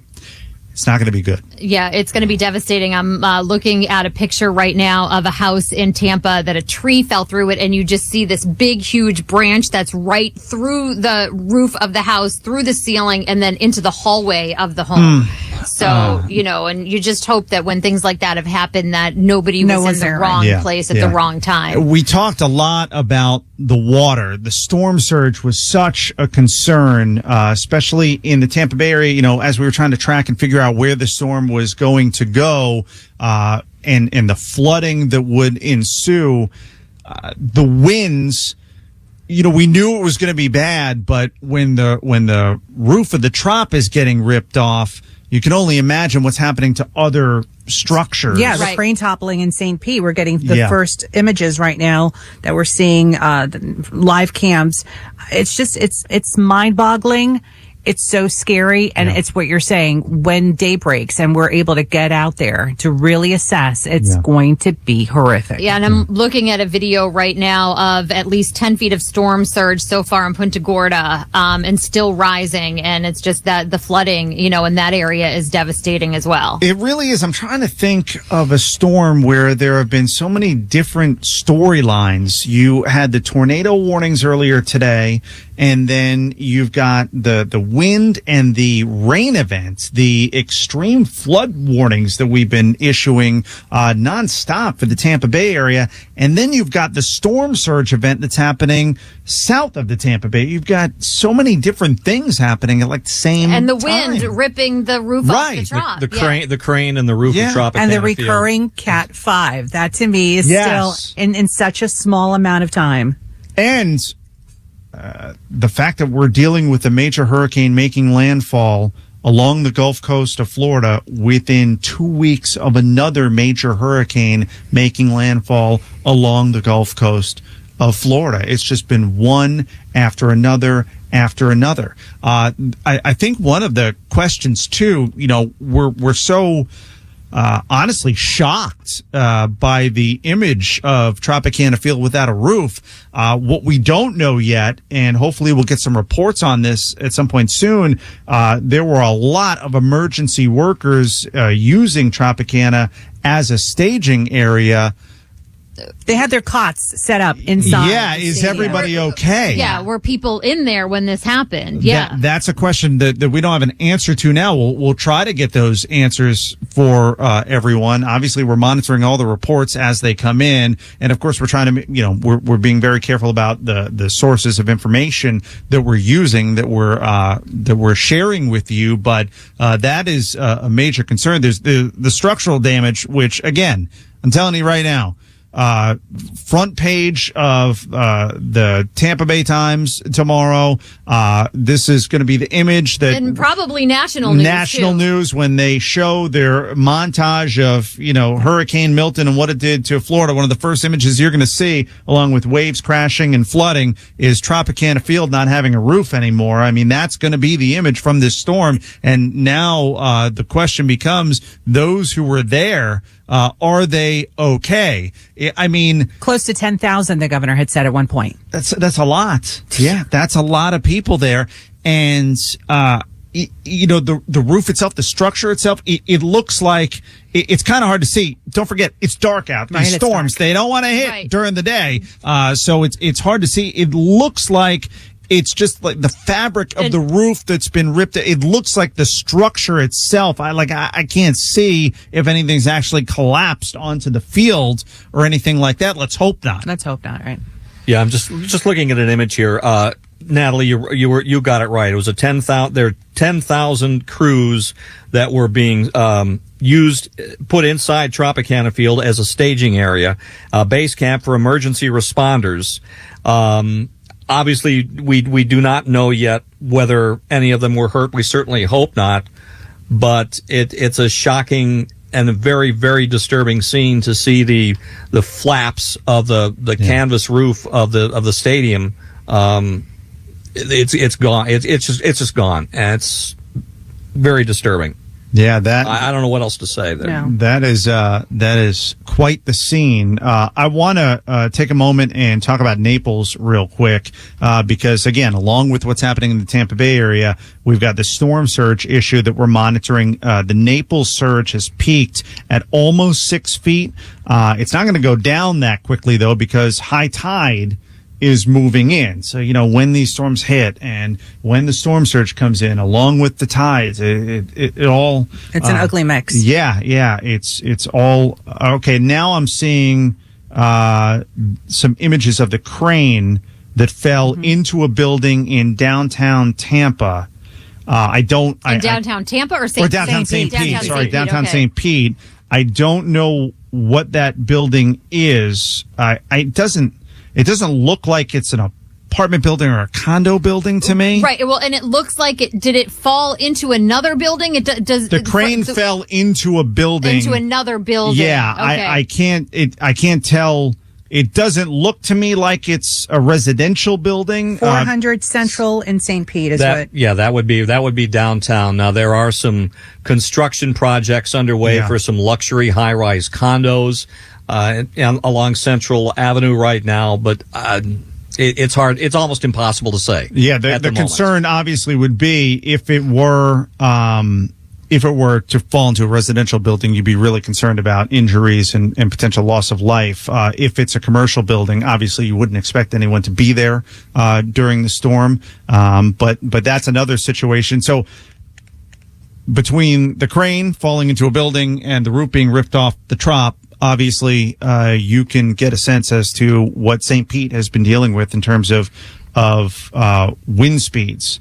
So just some incredible images, stuff that we had hoped obviously wasn't going to happen, unfortunately has happened. Now, on the storm surge front, again, we're monitoring so many different things, so sorry if we're a little all over the place. Yeah. But in Punta Gorda, you're talking about 10 feet of storm surge right now. 10 feet and still rising. So when you get to that level, you're talking about those waters getting into homes and buildings, and you're talking about a couple feet of water in there. That's above what we saw with Helene recently. We saw all the damage that and did. That's what was predicted. Mm-hmm. So you can text us at 97720 and tell us what you're experiencing right now. We have a text from someone who said the surge is just now coming on the street of Manatee Avenue going towards Anna Maria Island. Another person said, I'm in Riverview. The winds are howling. When is this going to end? And an hour and a half or so when we talked to a meteorologist from the Weather Channel earlier, the winds, he said, would probably start to die down around, after midnight, 12:30 or so. After midnight. That's what he was predicting. So hopefully that is the case. Another person on the text line said wind gusts in Spring Hill seem to be getting stronger now than an hour ago. My front door blew open. Yeah. Another person said my daughter had a tree fall into her home in Inverness, Florida. We're on our way from Crystal River to pick her family up. Oh my God. Hopefully they're all okay. Yeah. So another person said, hey, I'm in Sun City Center. Winds are still really, really strong, but we're doing okay. Sebring, Florida, lots of power outages and very strong winds. So, this is just what we're seeing all over our text line at 97720. You can tell us what's going on where you are right now. Make sure you tell us where you are when you text in. Going back to that crane, doing some research on the building itself. So it was halfway completed. It was 46 stories high. Construction expected to be complete by next spring. So it was a mixed building. Nobody in it. So hopefully nobody was in there. And it looks like set to be the tallest residential building once it was going to be completed. Yes, it's a high-end luxury condo project. You are right. It would be the highest residential building on the west coast of Florida. Yeah. Now it has a very open floor plan for some of those. But like you said, there's nobody in it at this point. It's empty. Nobody's living there. Yeah. But looking at Tropicana Field, and I can't shake the image of the Superdome in New Orleans after Katrina. Good call. I was thinking about that, and I couldn't. That's what we talked about, right? Yep. Two completely different types of stadiums, to be certain, but for those who remember Katrina in New Orleans and the impact that it had, most of the roof of the Superdome was ripped off, if not destroyed altogether. With they evacuees. practically had to rebuild the Superdome and then use it for evacuees. And what else happened with Katrina? It was a Category 5. It was a Category 5. Weakened to about a Category 3 when it made landfall. Right. Just now, like this one. The difference there is that New Orleans, Lake Pontchartrain, you're talking about an area of Louisiana that's, 5-10 feet below sea level, which is not the case, fortunately, here in west central Florida. But nonetheless, I'm just looking at that image, and I'm flashing back to the Superdome. And the fact that I think it took like 2-3 years to rebuild that. I certainly don't want to try and guesstimate how long or what they're in for as far as rebuilding Tropicana Field, but obviously we're looking at a major reconstruction project that's going to have to take place. I don't know eventually. That would they even bother? I have no idea how that's going to work. No clue. Go with a retractable roof at any point. But honestly, from what we're seeing, let's keep it. It's so hard to detect because it's in the dark, but it looks like it could just be the fabric. Hopefully it's just the fabric, like a tent over the dome, and that everyone that was inside is safe. Yeah, or, if people were inside, and once it starts ripping and tearing. Yeah, they got to a safer place. These rainfall totals. That's what I'm looking at right now. 16 inches in the last 24 hours. 16 inches in Clearwater, almost 15 inches. These are incredible rainfall totals. I'm telling you, the two things that I got to be honest with you, I'm stunned by: the rainfall totals in the Tampa Bay area and the tornado warnings that took place earlier today across the state. Yeah, those are the two things that we just haven't seen. Yeah, some of the rainfall totals for near MacDill Air Force Base, where we heard was flooding earlier, 8.5 inches of rain. Sun City Center, almost 7 inches of rain. So just a ton of rain. Yeah. Let me go to the hotline and bring in from Real Radio Orlando. Chris Lane joins us, one of our iHeartRadio hosts here on our iHeartRadio Operation Stormwatch coverage. Chris, thanks so much for taking a few moments to come on with us. And the Orlando area now starting to feel some of the worst effects of Hurricane Milton. What are you experiencing where you are? Well, right now in Maitland, where our studios are housed, it's the wind has been kicking up pretty heavily. A lot of Orlando has been lucky to have little major damage, but they just did an alert for a major flood warning in our area, which is actually the first alert that I've gotten on my phone, because a lot of the ones that were coming through in other areas, for whatever reason, wasn't coming through for me. But this one was one of those moments where everybody in the building, you just kind of heard it echo through the halls. And we're getting pretty steady rain, though not the loudest, and just basically a wind event right now. Yeah, and what's interesting about this storm is it's been able to maintain, a solid degree of intensity, even as it's continued to work its way inland. We're still talking about, as of the 11 o'clock advisory, a Category 2 storm, now, getting closer and closer. It's moving east-northeast at 16 miles per hour, but it's inching its way towards you, and still maintaining that intensity. And the way this storm is structured, it's that northeast quadrant. That's where, the eye wall really is at this point, and that's where you are. Yeah, and I think they said as of now, I was flipping through their most recent update, 75 miles from Orlando proper and 100 from Cape Canaveral. And so the stuff that's going to get more serious is probably going to get more serious in the next few hours. We had people checking in saying that they've lost power in various areas. I know my house still has power for now, but the other people are starting little by little to lose it. Now, flooding.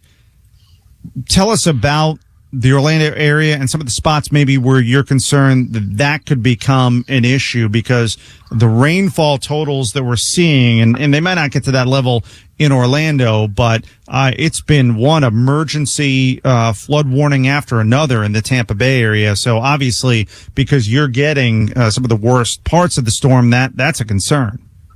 Yeah, flooding has been actually a problem that has escalated as of recently. We have areas like Thornton Park, which I would say is kind of like a Hyde Park in Tampa. There's just the kind of feel of that area. Just had a major storm even before Hurricane Helene that had major flooding and a lot of cars taking on water. Delaney Park is another area just outside of downtown proper that has had some issues. And then there's one neighborhood where they're having trouble because a woman dumped a bunch of cement in her storm drain because she was mad at the neighborhood. They're probably having some issues as well tonight, too.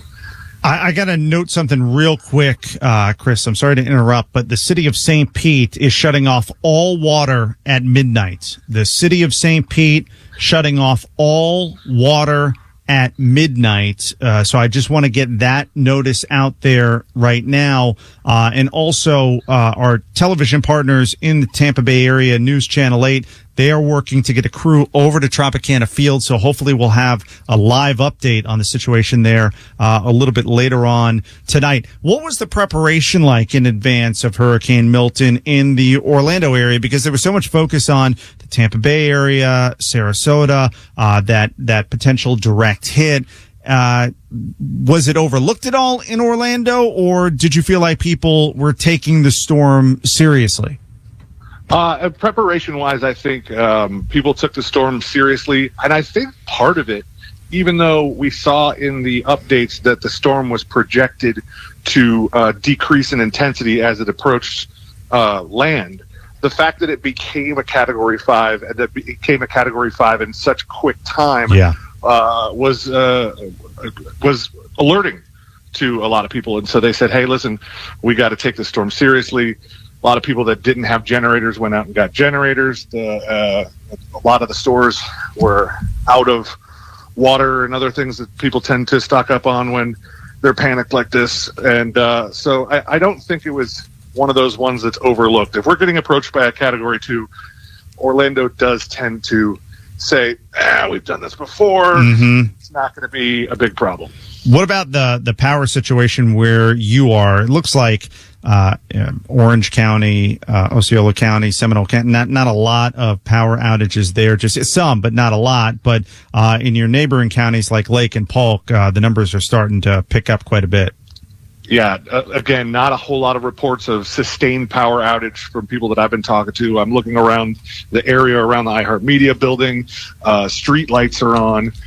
Parking lot lights are on. I don't know that we would know here because there's a generator, but it doesn't look like this area has been affected by huge power outages as of yet. But we're still 75 miles away from the storm that's headed in our direction.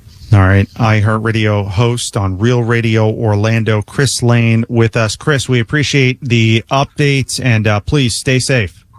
Appreciate it. All right. Go ahead, Reed. Yeah, I just want to get some more information about this water situation in St. Petersburg. We just got a release a few moments ago from the city. They are responding to a major water main break that will impact drinking water services across the entire city.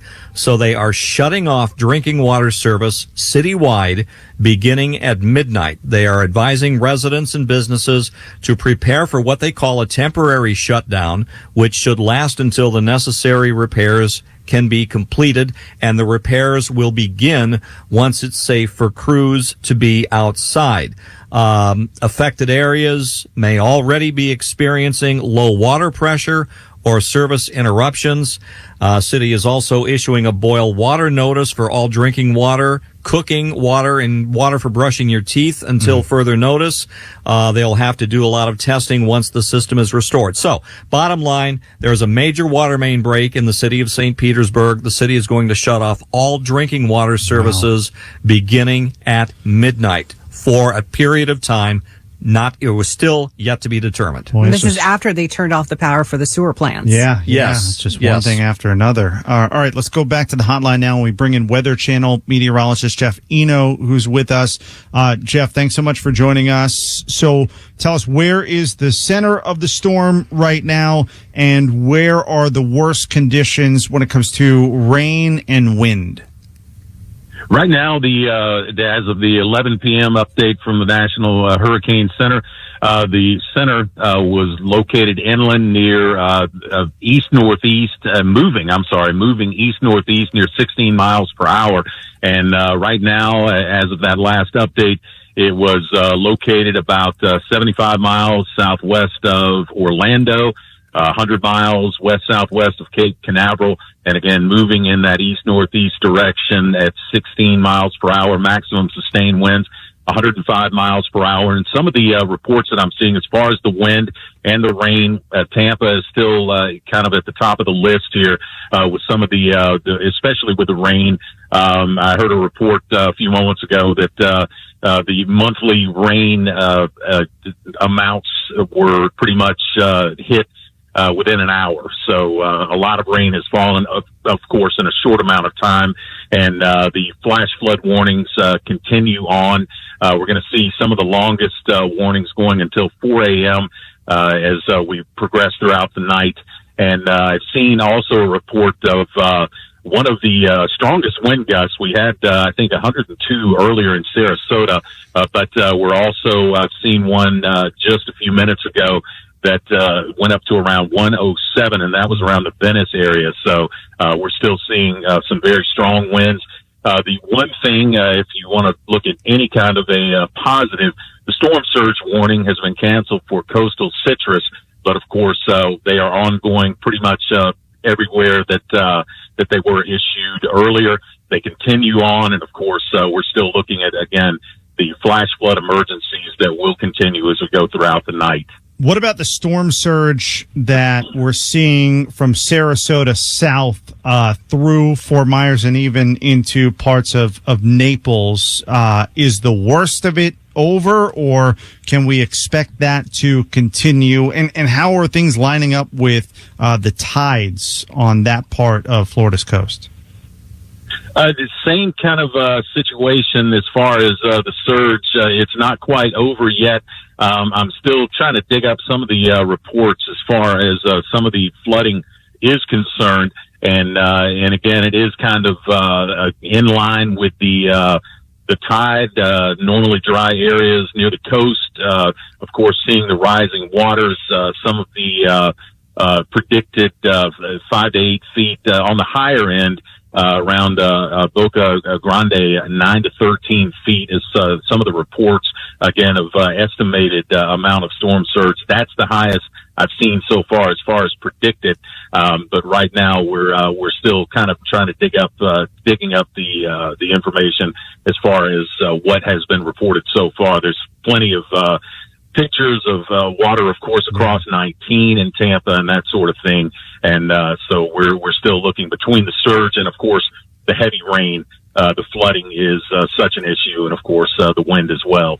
Right now, it's still trying to see if we're seeing any of the impact as far as down trees and that sort of thing. We've seen a few of those, but as of right now, that has not been too much of the case. So maybe it will stay that way, but of course, that's kind of hoping for the best. We're seeing on the radar, at least, maybe some of the worst of the rain, the eye wall from Hurricane Milton, moving east and now really starting to impact the Orlando area. Does that mean St. Pete, Bradenton, Sarasota, Largo, those parts of the state of Florida are going to see an easing of the conditions, even if it's just a little bit?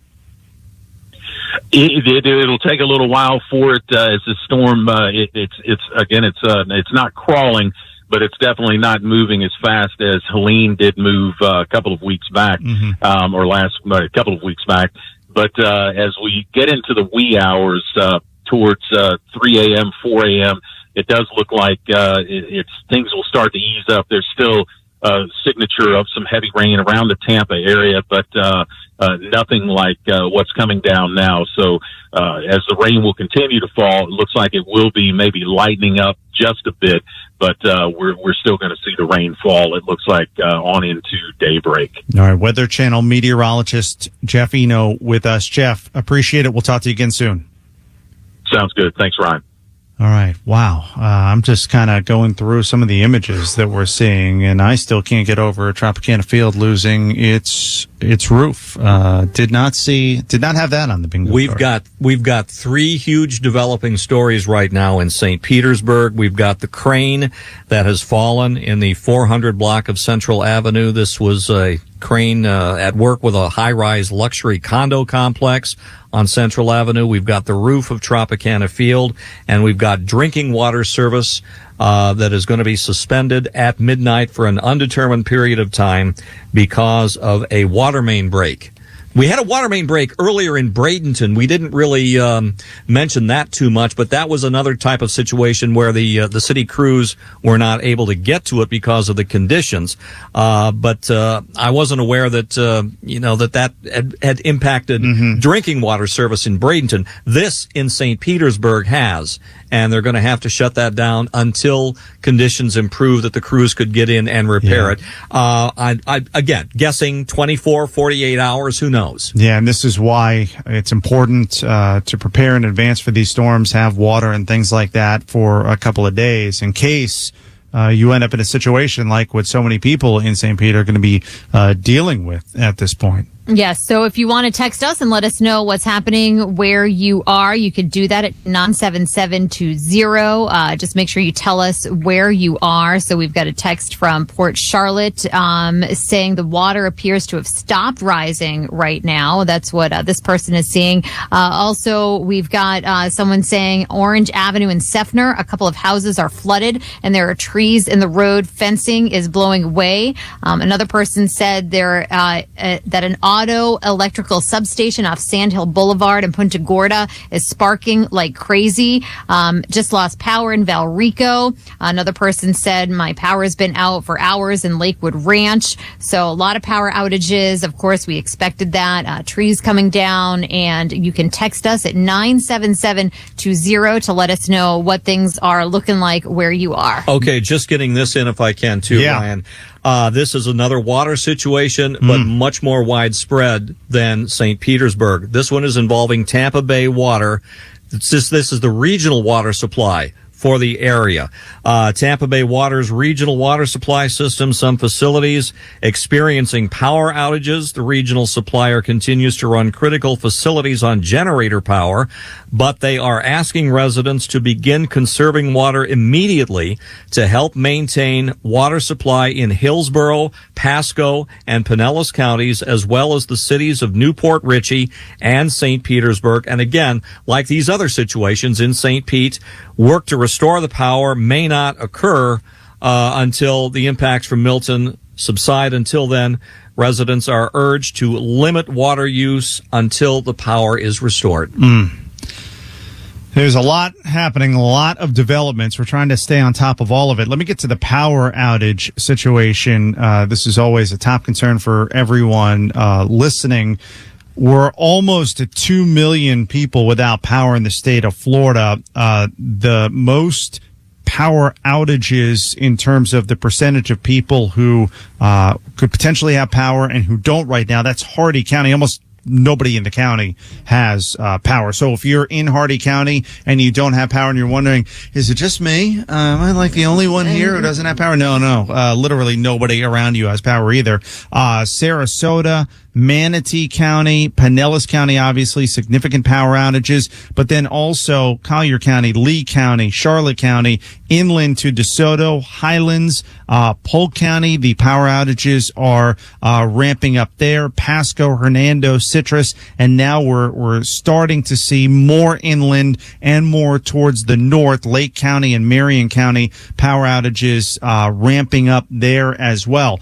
The weather, what we're looking at here, and I can't get to every single specific town because we're getting a lot of texts like, what about this place? What about that place? But let me give you kind of a big picture. Basically, if you are, let me see here. If you are south of Brandon, and so you're basically talking Bradenton across the state, south of that, and that includes Sarasota, obviously Northport, Port Charlotte, Fort Myers, West Palm, Fort Lauderdale, Miami, you're not likely going to be experiencing a lot of heavy rain and things like that. You will still be experiencing some tropical storm force winds.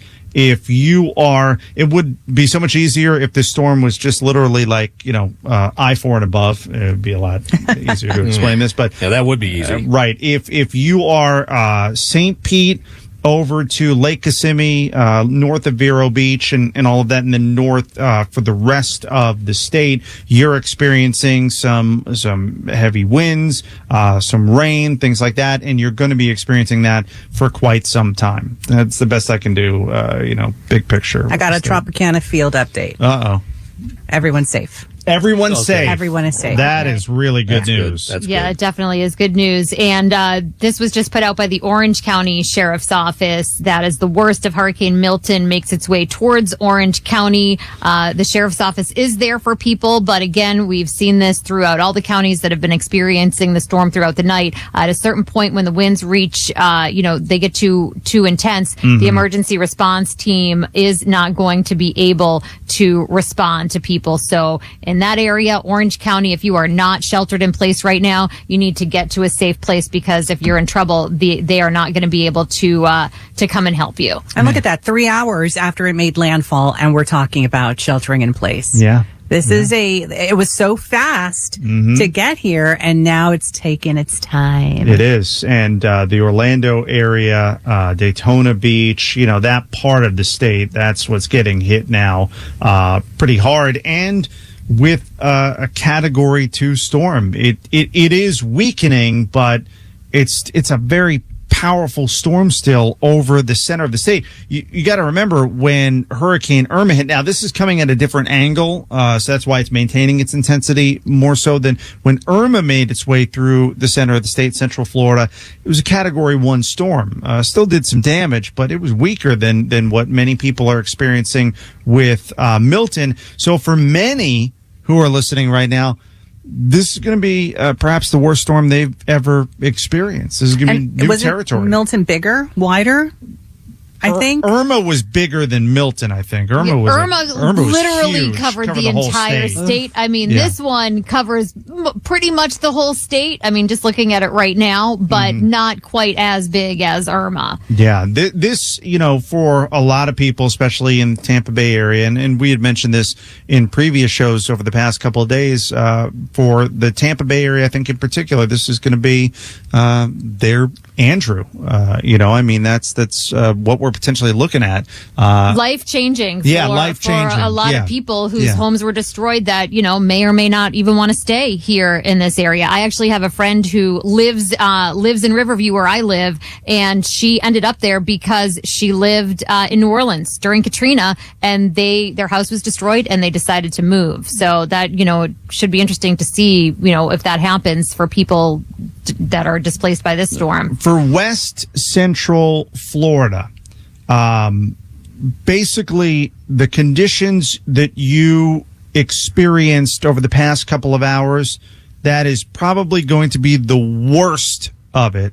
But it's going to take a while before we get to the point where things really begin to calm down. Yeah. So I would say, for like St. Pete, Bradenton, Sarasota, and all the communities in the surrounding areas, the worst of it has moved now more to the center of the state. That doesn't mean that the winds are going to die down to where you're not going to hear it and not going to kind of feel it over the course of the next couple hours. Doesn't mean that the rain is going to stop, but really the worst of the storm is now making its way to Central Florida in the Orlando area. I will say though, it looks like there's a pretty significant back end of Milton that's going to make its way to the West Coast. I don't know if you've looked at the most recent rate. Yeah, that's the west eye wall. Yeah. And so you've got a lot of that still needs to. This is going to be. Yeah, Jamie Rome was talking about that was going to happen. Couple of hours. Yeah, this is going to take some time.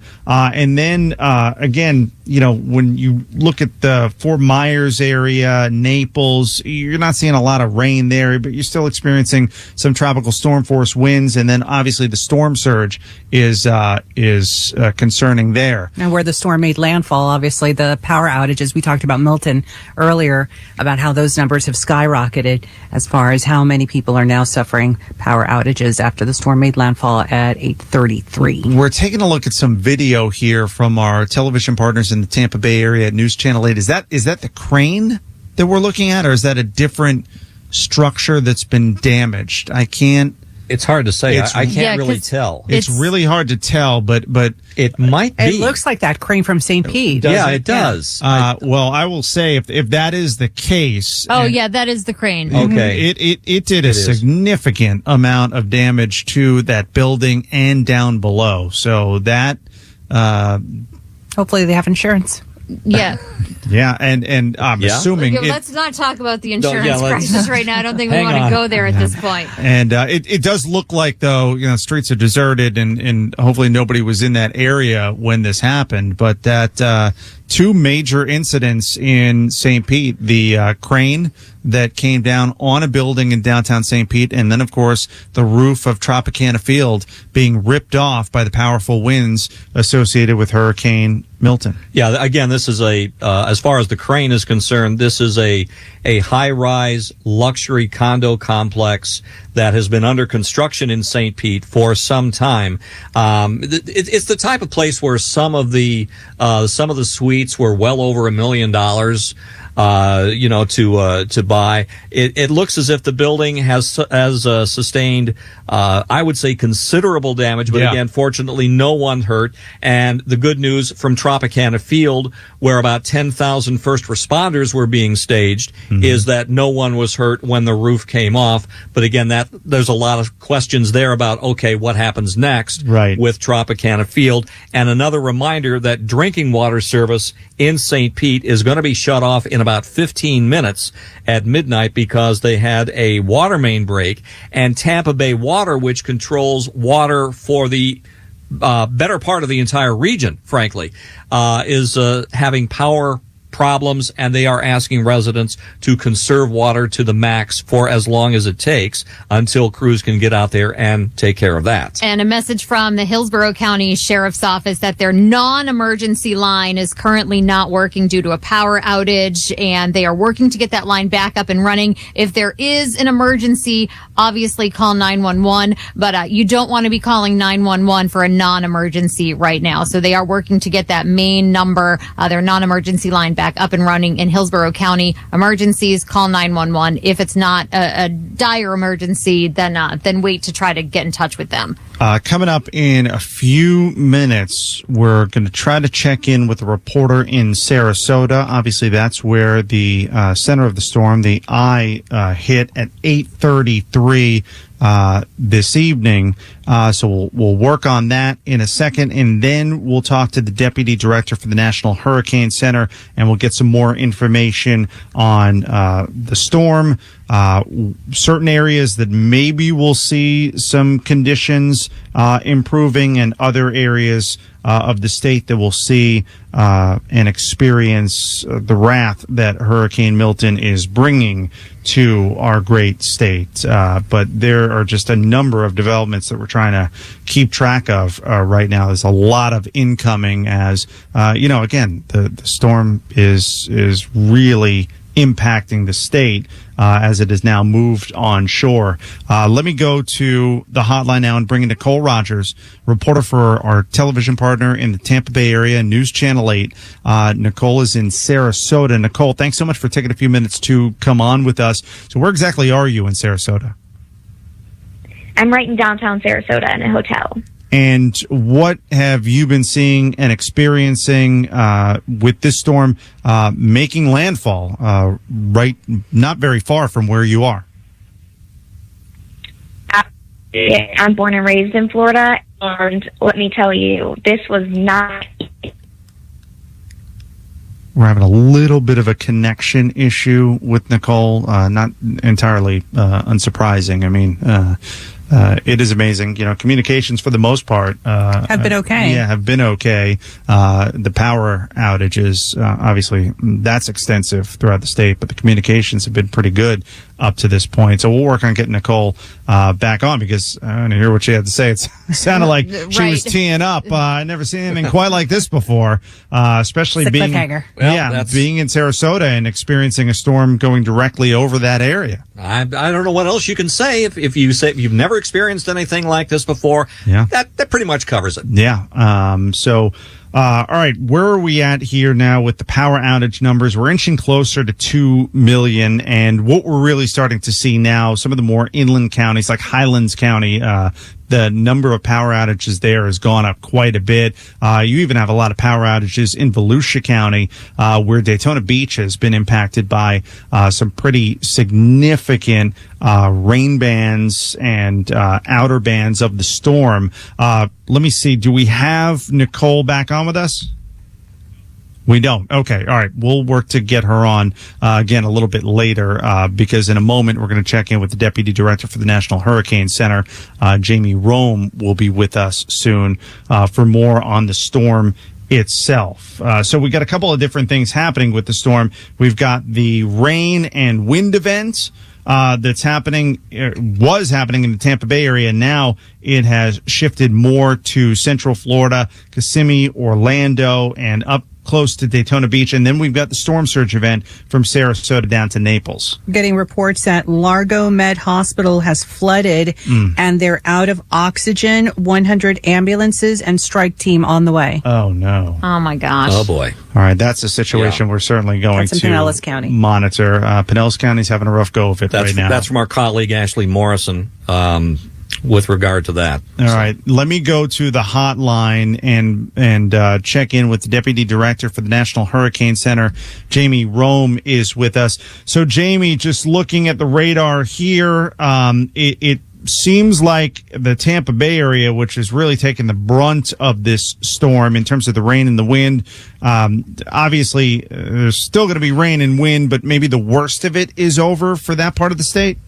Yeah, the heaviest, the extreme rains that we were seeing earlier in the evening are starting to shift more to the east towards Orlando. But now what they're getting in the Tampa Bay area, these really strong winds that have developed on the northwest side of the storm as it interacts with a cold front and undergoes sort of a transformation process. And we're just seeing some really strong winds even on the northwest side.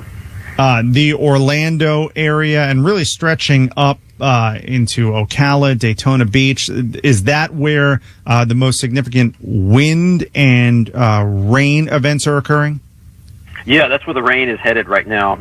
It's spread, basically right up the I-4 corridor. It's overspreading Orlando now. They're starting to get reports of flooding. Wouldn't surprise me if those conditions worsen pretty rapidly over the next hour because the heaviest rain is just moving right over them. And then next in line is sort of the Titusville area, possibly getting as far north as Daytona Beach for the rain. But for Daytona Beach, I think what's going to happen is when that storm pulls off the coast, you're really going to see that northwest wind, or the northerly wind in the northwest side of the center accelerate down the coastline and punch them pretty hard. Would you say for I-4 South, down including Fort Myers, Miami-Dade, Broward County, that part of the state, are we looking at still some wind and all of that, but for the most part much less rain and severe weather? So precisely, the heaviest rain was always going to be along to the north of the center. So that's exactly what's unfolding to the along into the south. You're getting really strong winds, hurricane force winds along the path. So that would be the sort of Melbourne area, if you will, overnight, and then point south of that, just really strong gusty tropical storm force winds. And then the storm surge, is that still concerning you from Sarasota south to Naples and everywhere in between? Yeah, and I don't know that conditions are going to get better until the next couple of hours. We don't know how much, we don't know what the conditions are on the ground other than just a few reports trickling in. So it might not be until the sun comes up that we have a really firm handle on how bad they got hit down there. Any issues with the Tampa Bay area and storm surge? Anything to pay attention to there moving forward? No, so the way it was going to play out is the worst storm surge was going to be along into the south where it makes landfall, and the worst rain and flooding is going to be along into the north. So as the track moved into the south of Tampa, they basically swapped out flooding. So instead of saltwater flooding, they got freshwater flooding, but the conditions on the ground are no different. Flooding is flooding. And then one final question for you. The back end of this storm, there still seem to be some bands in the Gulf just off the west coast, just off of Pinellas County, Pasco County, Hernando County. Those storms, they will move inland over the course of the next few hours? Yeah, and that's going to make you were talking about the unfortunate story right before I came on the hospital. That's going to make the response component overnight really difficult, because it's hard enough to respond in the overnight hours to a disaster, and then you put those gusty winds on the backside of the storm. It's going to make it really hard for these first responders to get out and do their work. All right, Jamie Rome, Deputy Director for the National Hurricane Center. Jamie, thanks so much for the update. Thank you. That's something to keep in mind, and that's also something that I think we need to highlight, because there might be those in the Tampa Bay area who, when things start to ease up a little bit, they want to see what's going on. They get a little curious. Yeah, cabin fever kicks in. Yeah. What's my neighborhood look like, and all of that. But you've got the back end of this storm that is still going to make its way through that part of the state. So it is best, again, whatever is happening, you'll be able to see check it out when it's safe. Check it out in the morning when it's safe. Yeah, when there's the all clear. So looking at our text line at 97720, we had Nicole Rogers from WFLA TV in Tampa, who was going to give us a report from Sarasota. And when people heard her get disconnected, a number of people texted in and said that a lot of their messages are not going through. They haven't been able to use their phone. So the cell service in Sarasota is very bad right now. Makes sense. And then also I'm looking at a video from a storm chaser in Bradenton, and the Braden library in Bradenton is on fire right now, and it looks pretty awful. So I'm looking at that right now. There's also a number of other texts coming in. 97 miles per hour wind. Somebody has a wind tracker in Lakewood Ranch. So that we're coming in. Yeah. And then somebody had a question, when we talked to the power companies, which I imagine we'll talk to probably in the morning, how does Florida Power and Light decide whose power gets back on first? I live in a retirement community, so somebody who really, is going to feel that, not having power. You can text us at 97720. Let us know where you are and what you're experiencing right now with the storm. We really appreciate all those texts coming in. There's a text out of Sarasota. Someone who texted us said they're about a mile from Siesta Key where the storm hit. Wasn't bad, the rain or the wind. Then it went quiet for some time. That would obviously be the eye of the storm. Likely that was what they were experiencing. But now the wind is awful, and that's what everyone needs to be careful about. Just because the situation might improve temporarily, it does not mean it's going to stay that way. This is a storm that continues to impact a large portion of the state of Florida.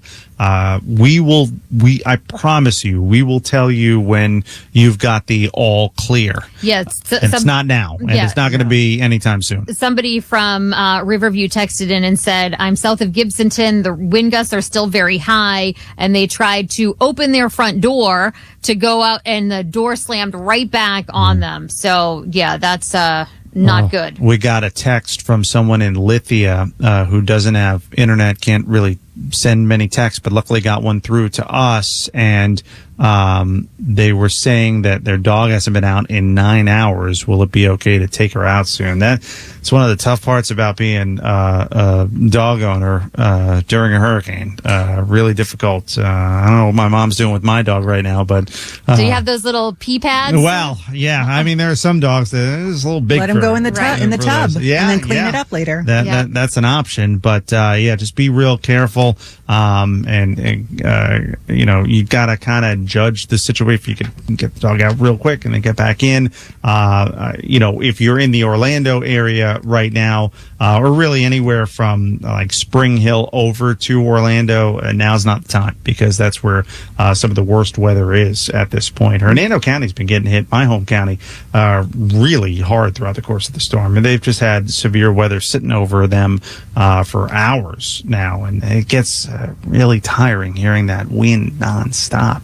Yeah, I mean, howling. I remember just with Hurricane Ian, and I was, in the Tampa Bay area where it was just tropical storm force, and I remember that night not being able to sleep, and the wind just howling, and wondering when this is going to end. And this is so much worse what a lot of people are going through right now. Yeah, and I kind of wonder, and I apologize if you have already touched on this, but I was wondering the first of all, the north side of the eye wall.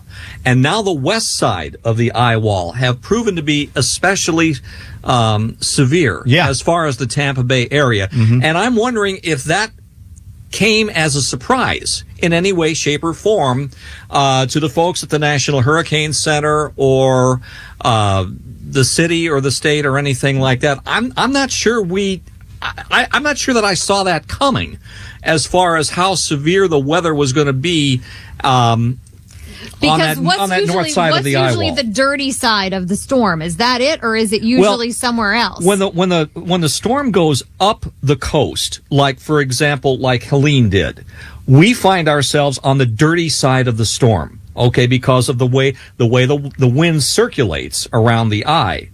Now, what was it? My question was it a surprise that the north side of the eye wall in this case was as strong as it has proven to be? I don't know. I don't know. We'll ask the meteorologists when we have them on. Yeah, we'll talk to Weather Channel meteorologist Jeff Eno in the next hour, and we'll also talk once again to the Deputy Director for the National Hurricane Center in just a bit, so we can get some answers to those questions coming up. The power outage situation, we have reached 2 million people without power in the state of Florida. You've got most of Sarasota County, most of Manatee County, almost all of Pinellas County, and pretty much all of Hardee County without power.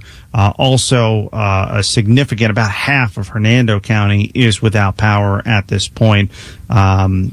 It's extending now much more inland, the power outages. Marion, Lake, Polk County, those numbers are really starting to pick up. Highlands County, which was to be expected again as the storm worked its way inland more. And in St. Pete, the city has turned off the water because of a major shutdown and an issue with the water in the city of St. Pete. So the water main break. Yeah, main break. So nobody in St. Pete is going to have any water.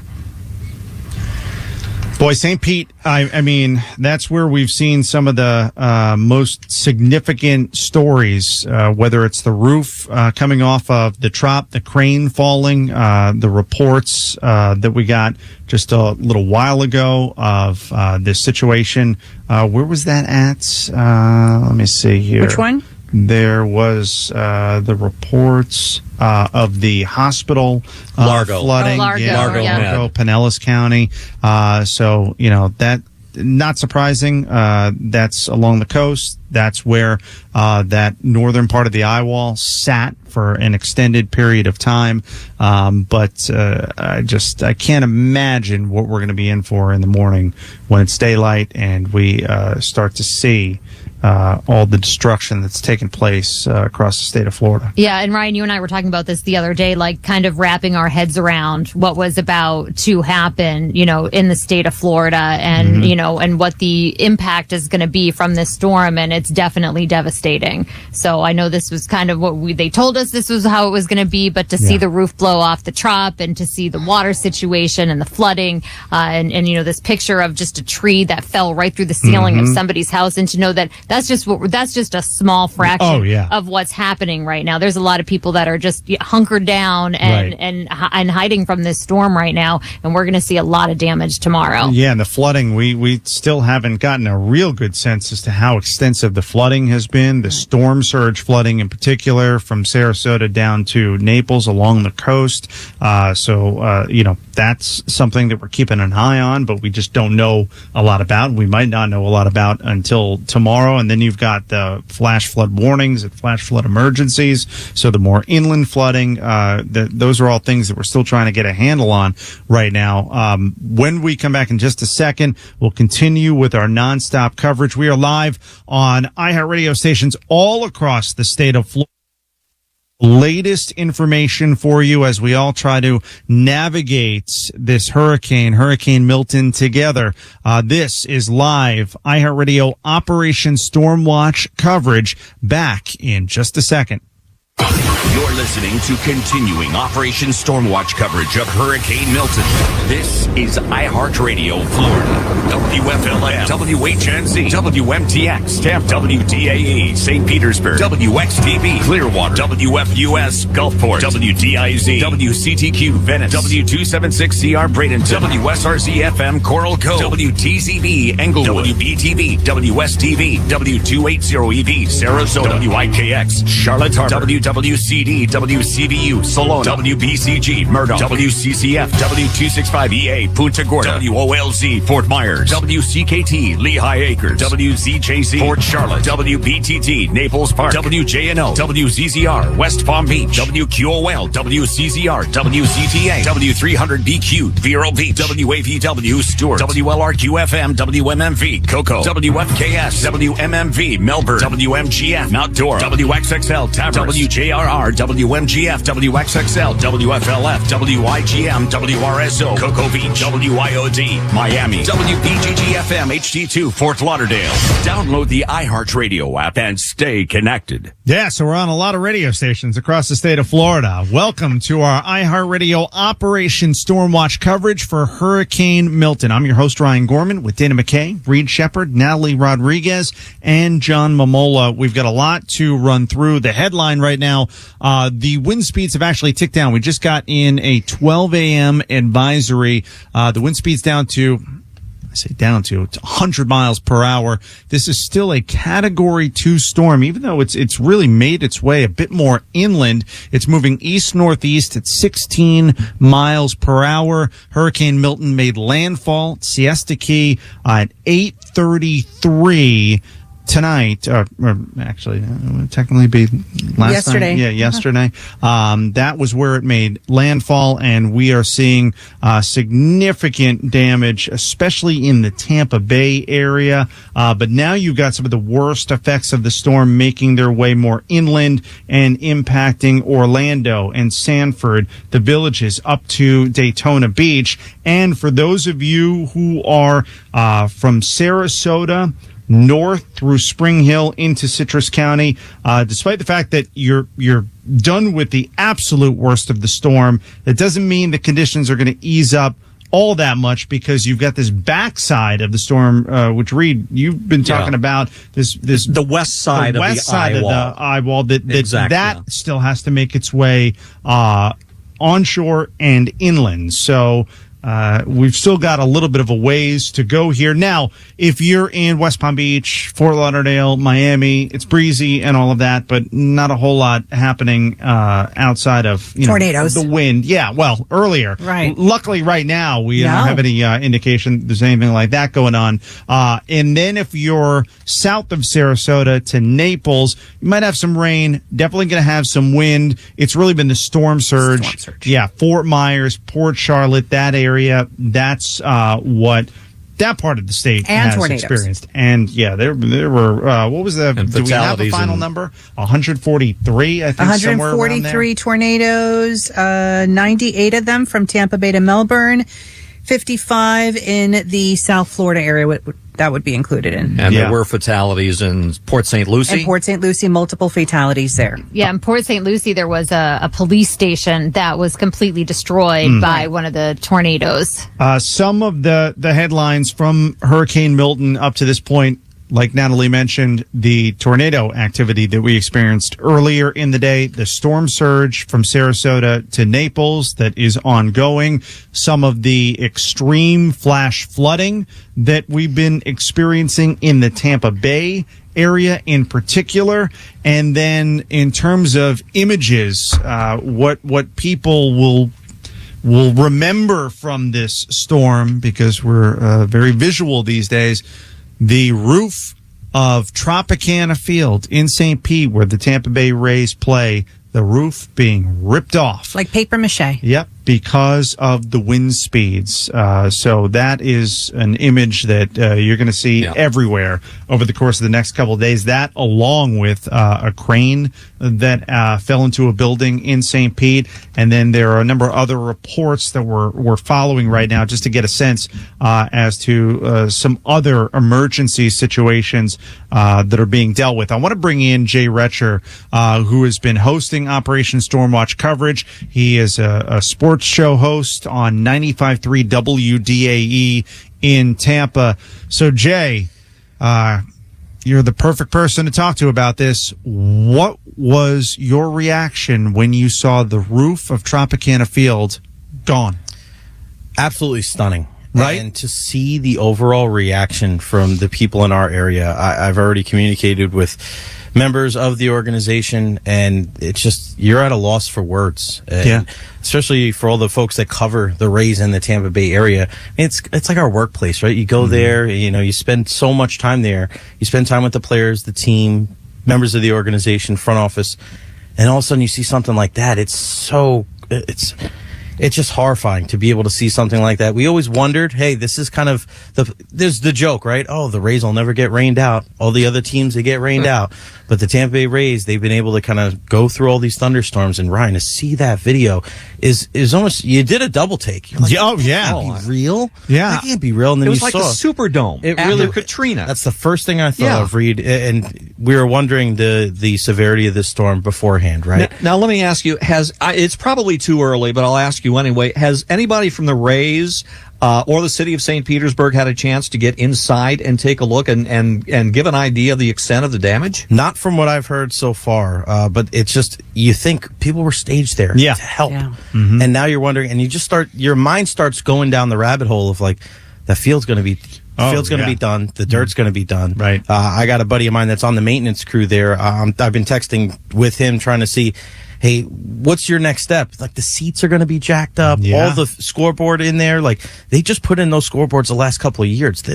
I would be very surprised if they weren't damaged beyond repair. Like, that's going to be cataclysmic when you're talking about the damages there.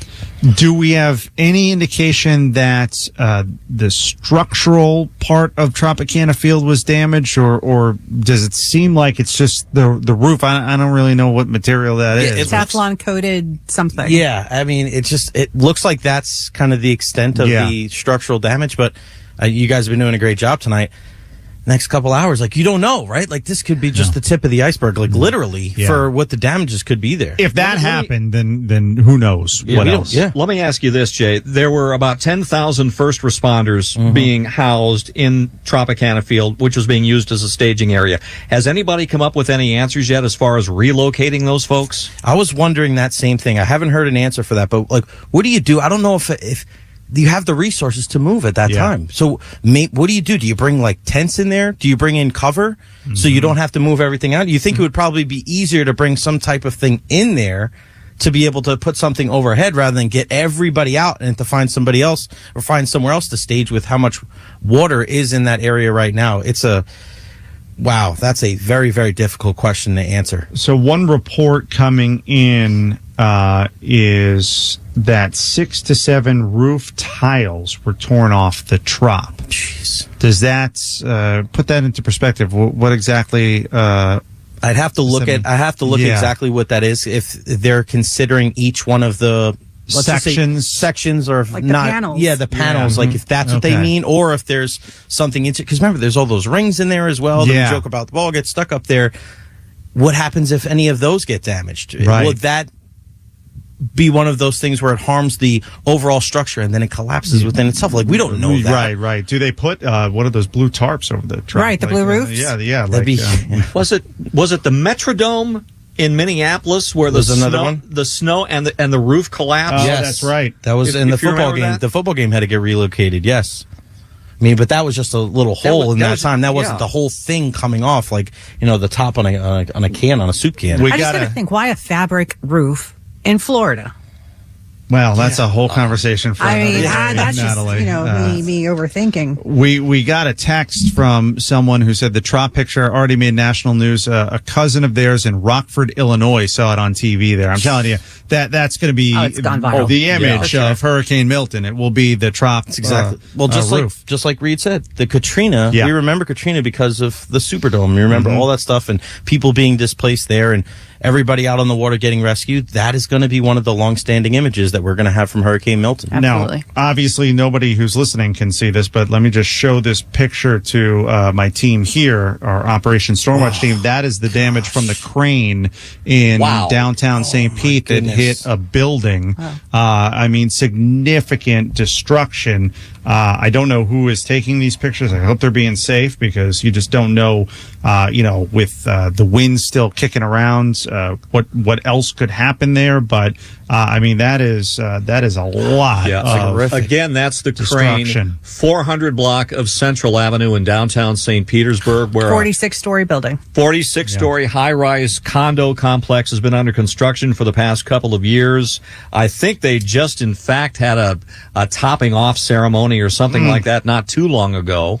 It's one of Mayor Ken Welch's pet projects, and the status of that right now, same thing as the Trop. Who knows? Guys, we have 2 cranes outside of our building at Feather Center. Yeah. You see them every day. And for the last storm, we were there and we saw those things rotating. Spinning. And you're just like, holy smokes, man. If it hits here in a big time way, what could happen, right? Because that's not something we want to see when we're on the 6th floor in our building and that whole thing spinning like that. I mean, not to go visit. I think the reason the Tropicana Field story and the crane story are so big, first of all, those are going to be the images that the world sees from Hurricane Milton initially. Then, sadly, they're going to see the rest of the destruction.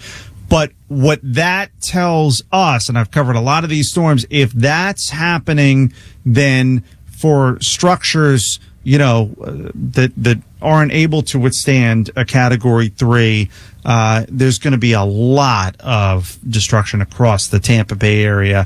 Homes, businesses, things like that. Now, we don't have the visuals of that right now, and we don't want them because we don't want people going out and checking all of that out.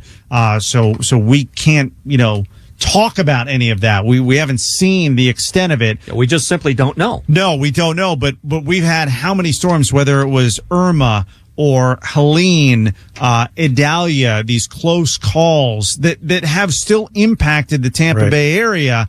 And the roof of the Trop hasn't come off for those. So that tells you how significant this storm was and still is as it continues to make its way across the states. And you think about it, too. We're going to see these photos tomorrow, right? When the sun comes up. That's part of the reason, too, we haven't seen a lot of this stuff because it is at nighttime and there's a lot of just unknowns out there. And when the sun comes up tomorrow, there's going to be people looking out and going, that does not look the same way as it did when I went to sleep last night. No, you're going to have neighborhoods like Shore Acres in St. Pete that are going to get flooding anyway.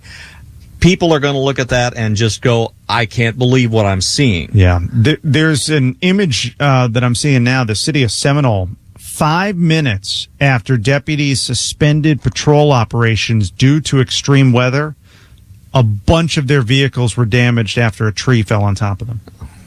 They had just suspended operations, and then their vehicles damaged. I want to bring in Aaron Jacobson, also part of our Operation Stormwatch team, also a sports talk show host on 95.3 WDAE in Tampa. What was your reaction when you saw, again, the image that is going to be plastered on national news tomorrow, on newspaper covers, the Tropicana Field roof being blown off? That was crazy. I took a quick, this is how quickly things move, and we know we've done this a lot. I took a quick hour nap. I was listening to the coverage here, and I woke up, And I saw. Wait a sec. You saying the coverage put you to sleep? Is that? I had you in my ear. I had Ryan in my ear. It was the last voice I heard when I went to the little snooze. Okay, just wanted to clarify that. Go ahead. But yeah, it was absolutely nuts to see that, and immediately your mind immediately goes to, oh wait. We know they were housing linemen. Yeah. Workers were there. Mm-hmm. We saw the cots. So your assumption is that's a safe place. Mm-hmm. Now the roof rips off. I'm assuming everyone is safe, and everything we're hearing is everything's okay. That's what we're getting, is that everyone is safe, no injuries. Got to be very careful with my reporting. I did just wake up, so it seems like everything is okay. But that's a crazy sight. I mean, listen, for anyone listening, I had my bar mitzvah there. I had my bar mitzvah party at the Trop. Did you really? I did. Cool. As I watch and now that's, you see that flying away, and everyone has their own personal memories, whatever it is. If it's watching the Rays win a big game there, I mean, could you imagine if the playoffs were there right now? Yeah. Marching band competition. Marching band, whatever it is. Now that's not my personal memory, but whatever that memory is, everyone has that. So you're seeing that in this huge building, this huge dome. If your house, something happens to your house, that's your own personal memory there. This is a memory that tens of thousands of people, they have a different memory there. Well, it's a symbol, and people are going to be driving by that. They're going to see that for, however long. I mean, I don't even know what comes next, but, and that's going to be the image that the world associates with this storm, along with, again, sadly, the rest of the destruction that we'll have a better idea about tomorrow. We're hearing from Ryan Bass, who's done some work with Bally for the Tampa Bay Rays, and he just tweeted this out a little while ago, which is kind of contrary to the reports that we've been hearing. He said, I spoke to officials who said Tropicana Field was not staging any first responders inside the ballpark tonight. Well, we have seen pictures. We saw pictures of the cots. Yeah, the cots. So maybe they weren't there at the time. Yeah, maybe it's just something that we're going to have to dig into for sure. Yeah. Okay. Well, that's good to know. Maybe it was something that they were preparing for it for after, and they were going to send there. But that's good. That's good that nobody was there for that. One thing that, Aaron, I'll tell you that I really hope we don't see and hear in the coming days and weeks. We've all heard that sports pundits, they don't like Tropicana Field. It's the worst stadium in the major leagues. I don't want to hear people making fun of the fact that, we don't have to worry about Tropicana Field anymore. Why are you looking at me like I'm going to do that? Too late. I've already seen the memes about retractable roofs. Is that right? Yeah. And it's not nice. Yeah, I'm not that guy. I don't want to hear it right now. You're going to hear it. It's not coming from me. I just don't want to right now, I guess. Yeah. It's a crazy. It's too soon. It's a crazy sight. The crane. I know you have mentioned it's Ryan, St. Petersburg. I mean, this is crazy. That crane. That was a big problem. Yeah. We were all concerned about the crane. What we don't know at this point, and that's one of the reasons we've spent so much time on this, because we have the visuals. We know what happened there. What we don't know, the storm surge that we've talked about from Sarasota down to Naples, we don't know how significant that has been, how many homes, how many lives it's impacted. The flash flooding that we've been talking about all night long. We don't have a really good sense as to how much damage that has caused. Even I think some of the tornado activity from earlier, we're still getting a grasp on what's happened with all of that. So there's a lot that we don't know, and unfortunately that's also part of covering a storm in the middle of the night. There's just, it's hard to get a grasp of the damage that's being caused. I do want to get everyone caught up on where we are with the storm right now. It's moving east-northeast at 16 miles per hour, 100-mile-per-hour maximum sustained winds, Category 2 storm, but it's very much inland. Right now, you've got the center of the storm. It is almost due south of Bartow. It's basically right over Milton towards the center of the state. Now, there are multiple things happening with this storm. You've got the storm surge that is continuing to impact Sarasota, Port Charlotte, Fort Myers, Bonita Springs, Naples. Then you have the western portion of the storm that is going to be coming on shore. It's right off the coast. St. Pete, Pinellas Park, Largo, Palm Harbor, as if you all haven't dealt with enough.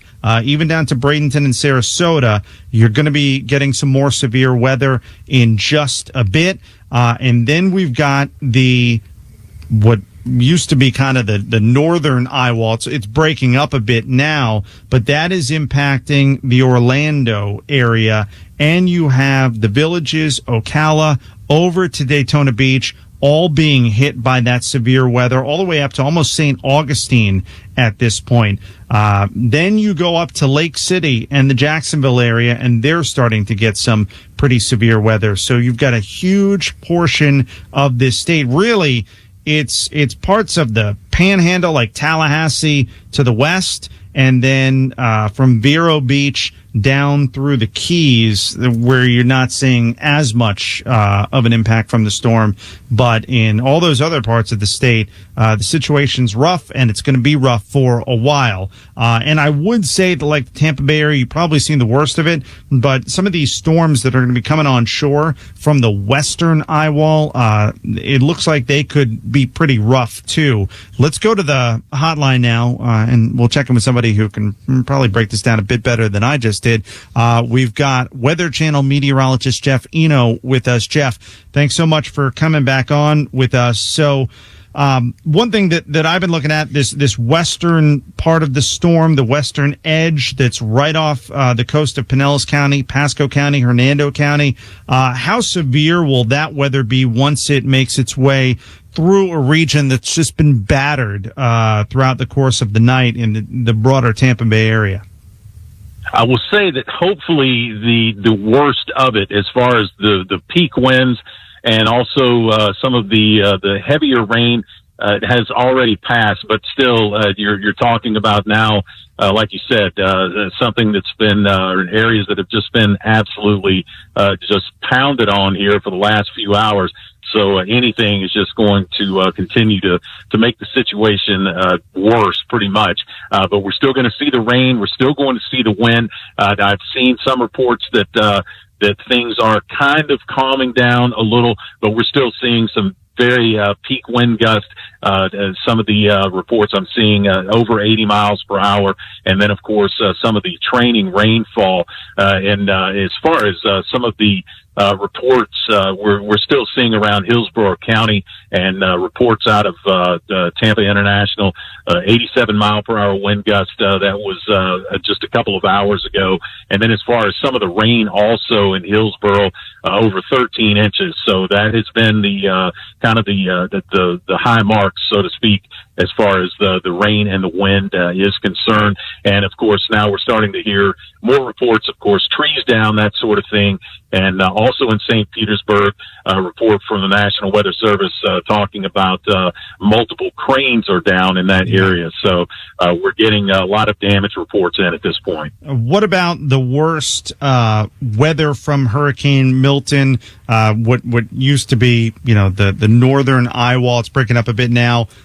Is that Orlando, the Villages, up to Daytona Beach, Ocala? That's really where the most significant wind and rain events are occurring? That is the case. Seeing, especially on the radar, some of the brighter orange colors that kind of will indicate the heavier rain. That's around the Orlando area. Seeing some of the possible storm surge reports over 5 feet to Daytona Beach, and we're starting to see some of the heavier rain and some of the wind reports there as the storm tracks pretty much right up I-4. So we're going to see the worst of it transition as far as the heavier rain and that sort of thing. Hopefully nothing like the 85, 90 mile per hour wind gusts, but they are going to get plenty of the heavier rain and also wind into that part of the state as well. And we got kind of an intermediate report as far as the location of the storm. We've picked up gusts of, again, 93 miles per hour. That was reported right around midnight at the airport, Tampa International. And then as far as the 12 a.m. report location on Milton at this point, 60 miles south-southwest of Orlando, and also maximum sustained winds still around 100 miles per hour. And east-northeast movement continues on and continues at 16 miles per hour. So we're still seeing kind of consistent movement and speed with this storm as it does progress off to the east-northeast. We're getting a lot of people asking, when will this all be over? And I was just looking up at the monitor up here, and it looks like the storm is going to leave the state at about 8:15 tomorrow morning over Titusville. What do you think we can expect tomorrow morning as the storm leaves the state of Florida?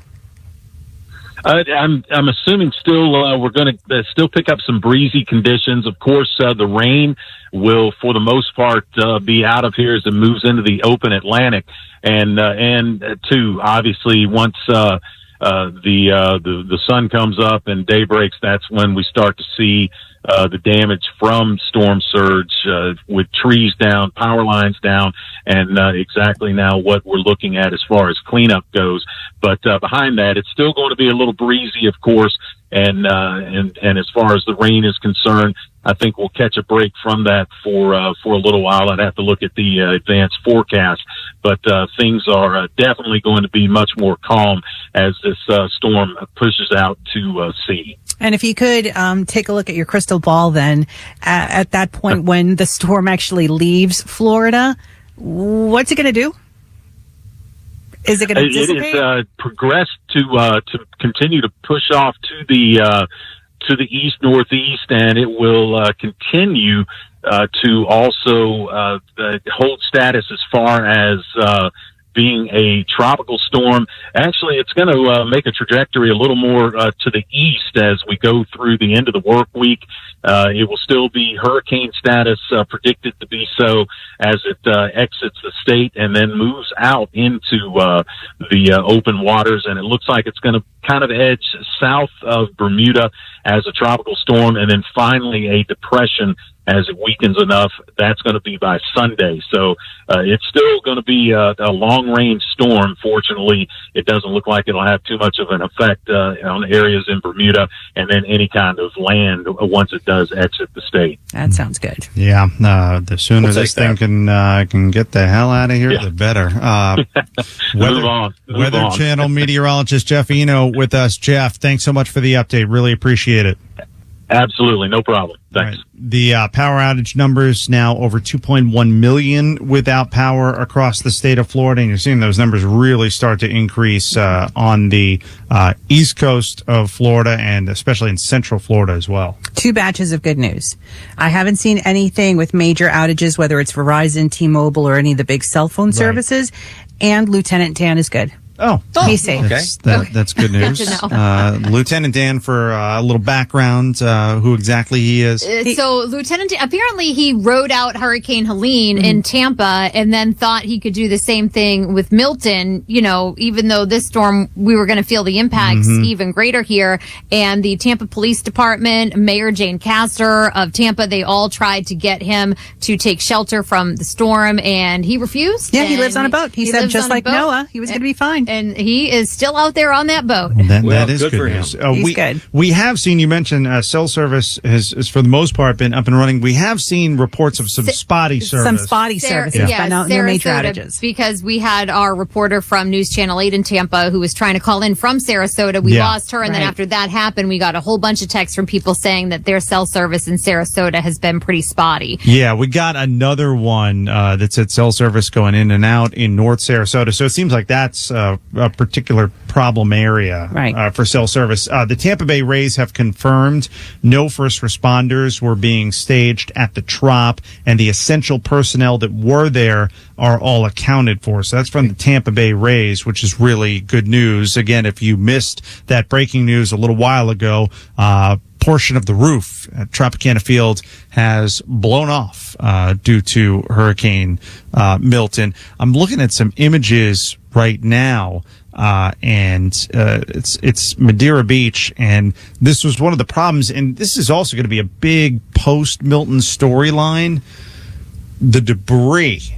There was such an undertaking, such a big effort to get as much of that cleaned up as possible in the aftermath of Helene, but it was just never going to happen. There was too much of it and just not enough time. And when you see the roof getting blown off Tropicana Field. You see cranes crashing into buildings in downtown St. Pete. It gives you a sense of the extent of the wind, not to mention the flash flooding that we've been reporting on all night. And you add in all that debris that's still out there, it's going to be a mess. Going to be a mess. And after such an effort over the last 2 weeks to clean it all up, now it's going to be all over the place again. Yeah, I think you have to say that the city crews, the county, they did what they could. They did. And I think I heard a figure, might have been from Jane Castor, that they were able to give it about 75%. Yeah, that was from Mayor Castor for the city of Tampa. The debris. Yeah. From Helene. And they were facing a kind of a unique situation too, because they had contractors, private contractors, who let them down.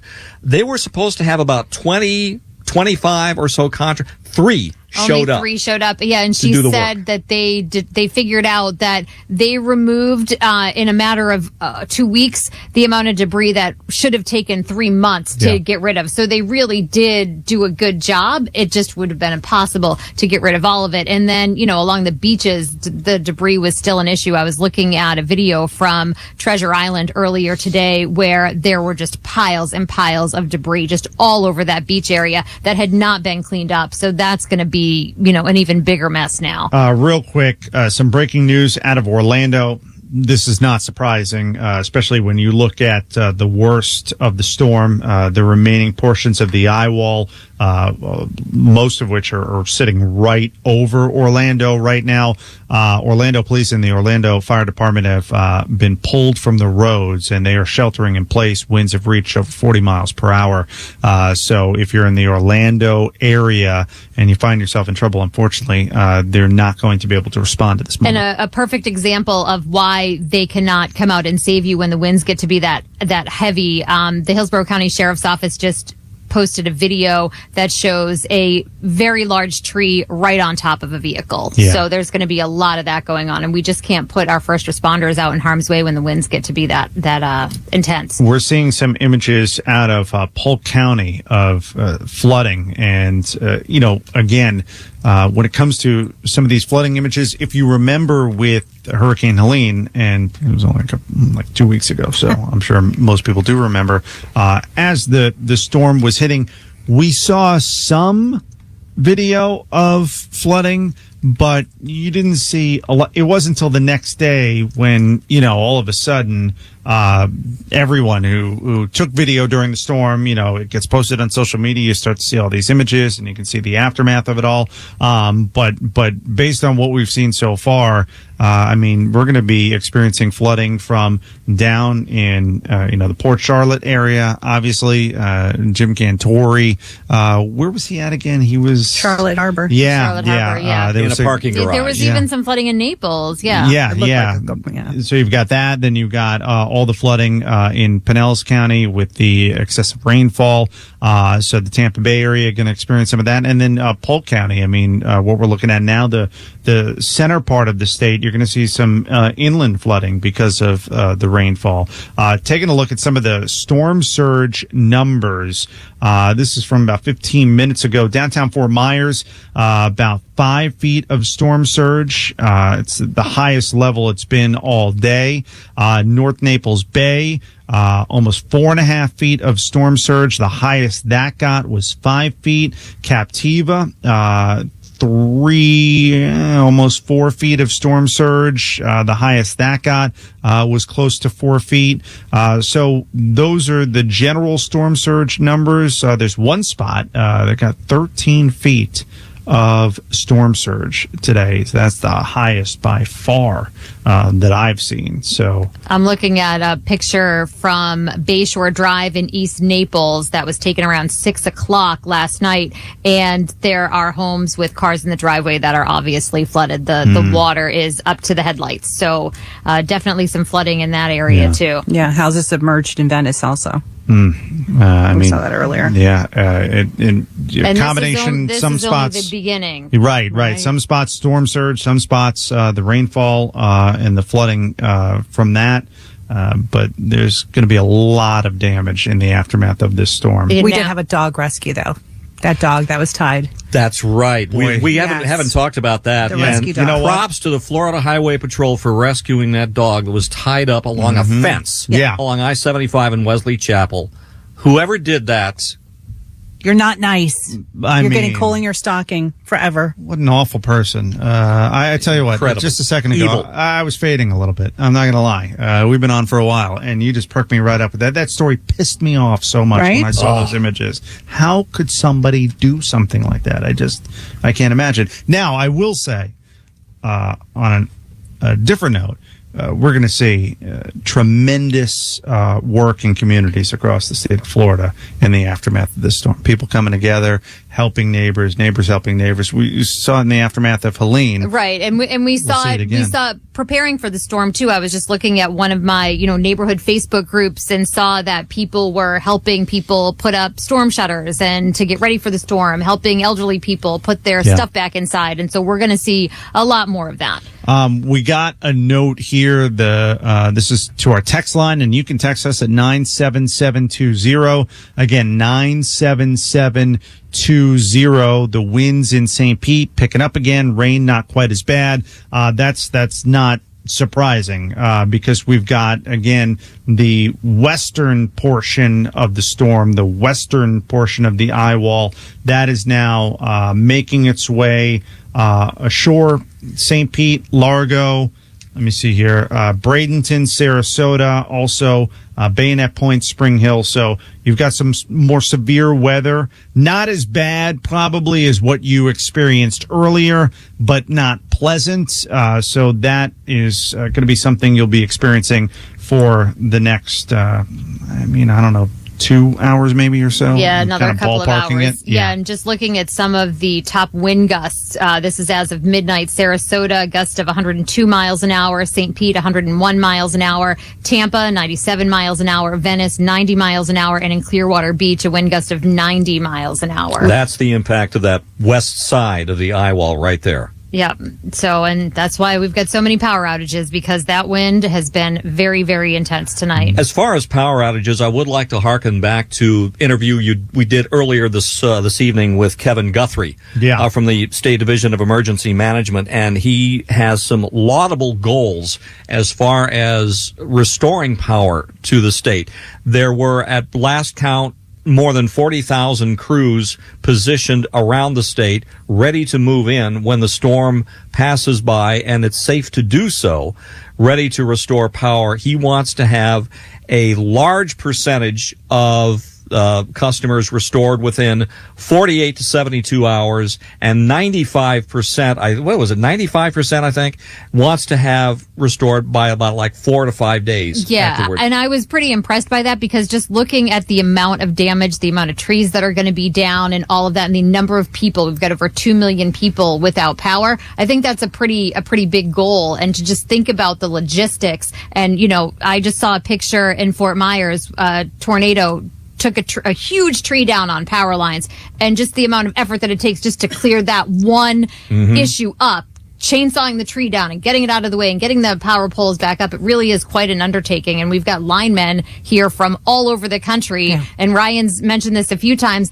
They were here to recover from Helene, and now they're going to have to put up, they're going to have to put up some of the power lines that they just got done restoring. I think the thing that we've got going for us versus somewhere like Asheville and the Carolinas is that things are so widespread. We don't have that centralized area of downed trees this time around like we saw with Helene. So that might be working in our favor to get those power lines back up and running. Also, there are a lot of the power lines that are underground in some areas, fiber optics lines. So that might be easier to fix. When those transformers blow, fixing that might be a little bit easier. So we're seeing those downed trees, but we're not seeing them all centralized in one particular area. Right. So that might be a positive. We'll see tomorrow and in the days to come. I'm looking at some of the texts that are coming in. Again, 97720, and there are questions about the Bradenton area. And I can tell you, Bradenton, Sarasota, St. Pete, Largo, and then in a little bit Tampa, you're experiencing the western portion of what is sort of the eye wall. The storm is starting to break up a little bit now, so just hang in there. I think everybody's... it's been a very long night. It has. Yes, everybody's ready for this thing to be done, but unfortunately it is not done with us just yet. Now, the most severe weather, just to reiterate this, Orlando, the Villages, Daytona Beach, Ocala, Kissimmee, that's where the worst of it is right now. And it's moving, what are we at here? 16 miles per hour, east-northeast, so it's moving, and not as fast as we like. It's been 16 miles an hour for a while, since yesterday afternoon. Oh, it says Carrollwood area off of Ehrlich Road. This is in the broader Tampa Bay area, Hillsborough County, underwater.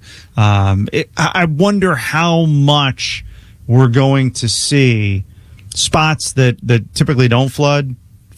Right. That's what we saw after Debbie in places like Lakewood Ranch. Yeah. And the one neighborhood in Sarasota County where they all maintained, hey, we've never had flooding here. No one had flood insurance, so we were told we never had it, never needed it. And guess what? That's what happened. So I fear that is going to be the case with this because the rain was so intense, so much of it, 16, 17 inches in St. Petersburg. It is going to happen. Yeah. Basically, bottom line. Looking at some of the incoming right now. And one thing I do want to note, we have a lot of people. We're obviously doing statewide coverage on all of our iHeartRadio stations in the state of Florida for Hurricane Milton. We have a lot of people listening on iHeartRadio all across the country. We're getting notes. Yes, people asking what's it like in this situation? I'm in Ohio. I'm in California. I'm in Seattle. I have family. I have friends who live there. I want to check on them. So it looks like I don't mean to lie. I think we have somebody who is a newbie to all of this because they're saying that we're seeing these lights flash, but there's no thunder. Those are transformers. Transformers blowing. That's your power. That's not lightning. And it's blue. It can change colors a little bit. Yeah. But I'm sorry, I got distracted by that. Which also, by the way, if you are new to the area and you see that happening, don't go out because that could mean that there's a power line and you can get electrocuted. Exactly. That's what could happen. But I want to thank everybody who's tuning in from across the country. Hopefully we're providing you the best information and giving you a sense as to what your family member or your friend is going through here in Florida. And that's, the power of iHeartRadio that we're able to connect with so many people, not just here in the state of Florida, but all across the country. And so if you have any questions, then let us know. And we're here in Miami, and then we have people from our teams all across the state that have been checking in everywhere from Jacksonville, here in Miami to Sarasota, and just all over the place to give you a good picture of what's been going on. I don't know if you mentioned this when you were talking to Aaron and Jay Retcher a little while ago, but there is video of what it looks like inside Tropicana Field. There is. Right now. Yes, there is video, and you can see. It looks like, I think what I'm looking at here is the fabric from the roof is just hanging down, all over the place. Here. Looks like the aftermath of a Beyonce concert. Oh, wow. That's bad. Yeah, that what I'm looking at right now, the field looks it's a mess. There's stuff everywhere. The fact that no one's hurt is great news. It really is. Between that and the crane collapse, the fact that they're, at least at the moment, fingers crossed, no injuries reported or anything like that. And you can see all of the cots on the ground in Tropicana Field. And somebody had sent on the text line saying that they did have people that were there. It had been used as a staging area. It was set up, but that they had evacuated for the storm, and it was probably used before the storm, or maybe they were going to be using it after the storm to house people. So very fortunate on that. Yeah. Let me bring in Jeff Patterson. He's a reporter for News Channel 8, our TV partner in the Tampa Bay area. He's standing by in Hillsborough County with an update. Are we pulling up Jeff? There we go. Jeff, thanks so much for taking a moment to join us. Where exactly are you at in Hillsborough County? Hey, Ryan, we are actually on Bayshore Boulevard, right at Bay to Bay. If people are familiar with downtown Tampa and South Tampa, we have been driving around a little bit this evening when it was safe to do so. We have now picked a location where we are covered by a concrete building and shielded on three sides because the wind has been so intense, frankly, that it just wasn't safe to drive around anymore. But we were on Davis Islands for a while, and I was standing out there in the middle of Davis Boulevard in about 1.5 feet of water, and the water started to come up, so we decided it was time to leave Davis Islands. And sadly, that's an area that experienced a great deal of storm surge from Hurricane Helene, and people were just recovering from that. They're removing drywall and the furniture and all of the other saturated items from their homes, and much of that debris was still on the side of the street. And now, because of the flood water and the rain, it's being pushed into the street. And so you just have this horrific mix. And the flood water on Davis Boulevard tonight isn't from storm surge. It's from the fact that we've been getting rain for hour after hour after hour in Tampa. Yeah, and, that's what's so interesting about some of this. The storm surge was such a concern, and rightly so. And there has been significant storm surge to the south of the Tampa Bay area. But, I mean, I didn't see any forecasts predicting the kind of flash flooding, emergency flash flooding that we've seen in certain parts of the Tampa Bay area. That has become a huge storyline. Absolutely, right. And as you know, because you've been around here for a long time, it's not just today we're going to see flooding. Over the next course of 2 or 3 days, the people who live along the Hillsborough and the Alafia and the Manatee River are going to see the water levels rise, because it takes a while, of course, for the water table to get to the rivers. And so those rivers, no doubt, are going to experience more flooding, even downstream from where we are now, from what they were. But, you know, News Channel 8, our studios are located right on the Hillsborough River. And we were there for a short time today as we were kind of changing out some gear and things. And it was like there were rapids behind Channel 8. And I've never seen that before. It's because the water was rushing out so quickly from the reverse storm surge, the wind pushing the water out into the bay, that the river was just crazy. And during Hurricane Helene, we had the exact opposite effect. There was 3.5 or 4 feet of water in the parking garage where we normally park our news vehicles, and I've never seen that. And I've been in that building since the year 2000, and I have never seen water under our parking garage as it was during Helene. And now we have the exact opposite effect. So back-to-back storms, different animals, but catastrophic damage, no doubt. When we're able to go out tomorrow safely and drive around, I know that we will see catastrophic damage from this storm. And I was on Cedar Key during Hurricane Helene, and we saw incredible storm surge. And now, unfortunately, our neighbors to the south in Sarasota and Manatee County will experience that because, of course, the worst storm surge is south of the eye wall. And so the people who are down there on the barrier islands tonight, no doubt, will be suffering great damage. And so this is a wind event, a rain event, and a storm surge event, all in one, depending on where you live. Jeff, it's Read Shepherd. You mentioned earlier that you were on Davis Islands. Can you give us an idea of the kind of the flood mitigation system that Tampa General Hospital has in place? The big barrier that was designed to keep the water out. Did that hold? Was that in place? It actually, they call it the water wall, and I think that's one of the more remarkable things that I've seen. You know, there was a talk some time ago. I've been at Channel 8 for a minute, as you guys may know. And there was a time when they were talking about completely moving Tampa General Hospital off of Davis Islands because of the flooding. Well, there's a lot of infrastructure there. And tonight it appears that water wall is holding once again. I have a friend who is a nurse at Tampa General Hospital. As a matter of fact, she was just texting me a short time ago, and they're doing well there tonight. All is well. The power is still up for them because they have generators. And that water wall is keeping the water at bay. Even tonight, when it's a rain event and the water's coming from flooding, it's keeping the water out. During Hurricane Helene, when it was storm surge, it was keeping the water out. And so, you know, a remarkable effort and foresight by the people at Tampa General Hospital to put that in place to protect the infrastructure and everything that they have going on there. And of course, to protect the patients and the employees and the nurses and the doctors who are brave enough to be there tonight to do the job that they have to do. Jeff Patterson, News Channel 8 reporter, coming to us live from Hillsborough County. Jeff, thank you so much for taking the time to give us that update, and please stay safe.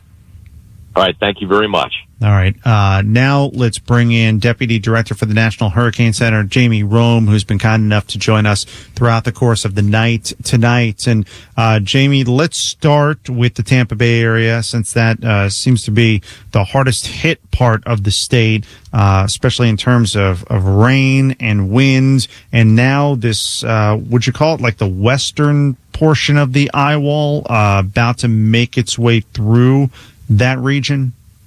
Yeah, and we're still seeing, quite a bit of significant wind, even in that. Maybe not quite as much as the first round, thankfully, but there's still pretty substantial wind, tropical storm force in that backside.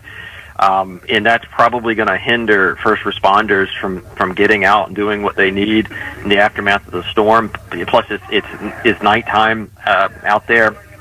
So, Tampa, unfortunately, taking the brunt, at least for what we know thus far. Now, what we don't know yet is how bad areas to the south of Tampa Bay, the Port Charlotte, Sarasota, how bad they were hit by the storm surge. You probably have to wait till the sun comes up to in a couple hours to see what's happening down there. The tropical storm force winds, how far are they continuing to extend? We have people reaching out to us, listening in Port Charlotte, Fort Myers, on the other coast, Port St. Lucie. How far are those kinds of winds being detected, and how long will that likely continue throughout the night?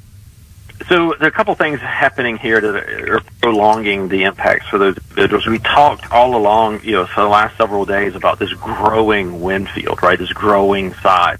So it happened, and it's still happening right as the system made landfall. So even though it feels like the center is pulling away, like moving away, that movement is being like more than compensated for by this sort of growth of the wind field. And so that's prolonging the amount of time people are experiencing these conditions. And we're probably going to have to get, into the morning hours, sun up for some of these areas to clear the tropical storm force winds, especially the southern part of the peninsula.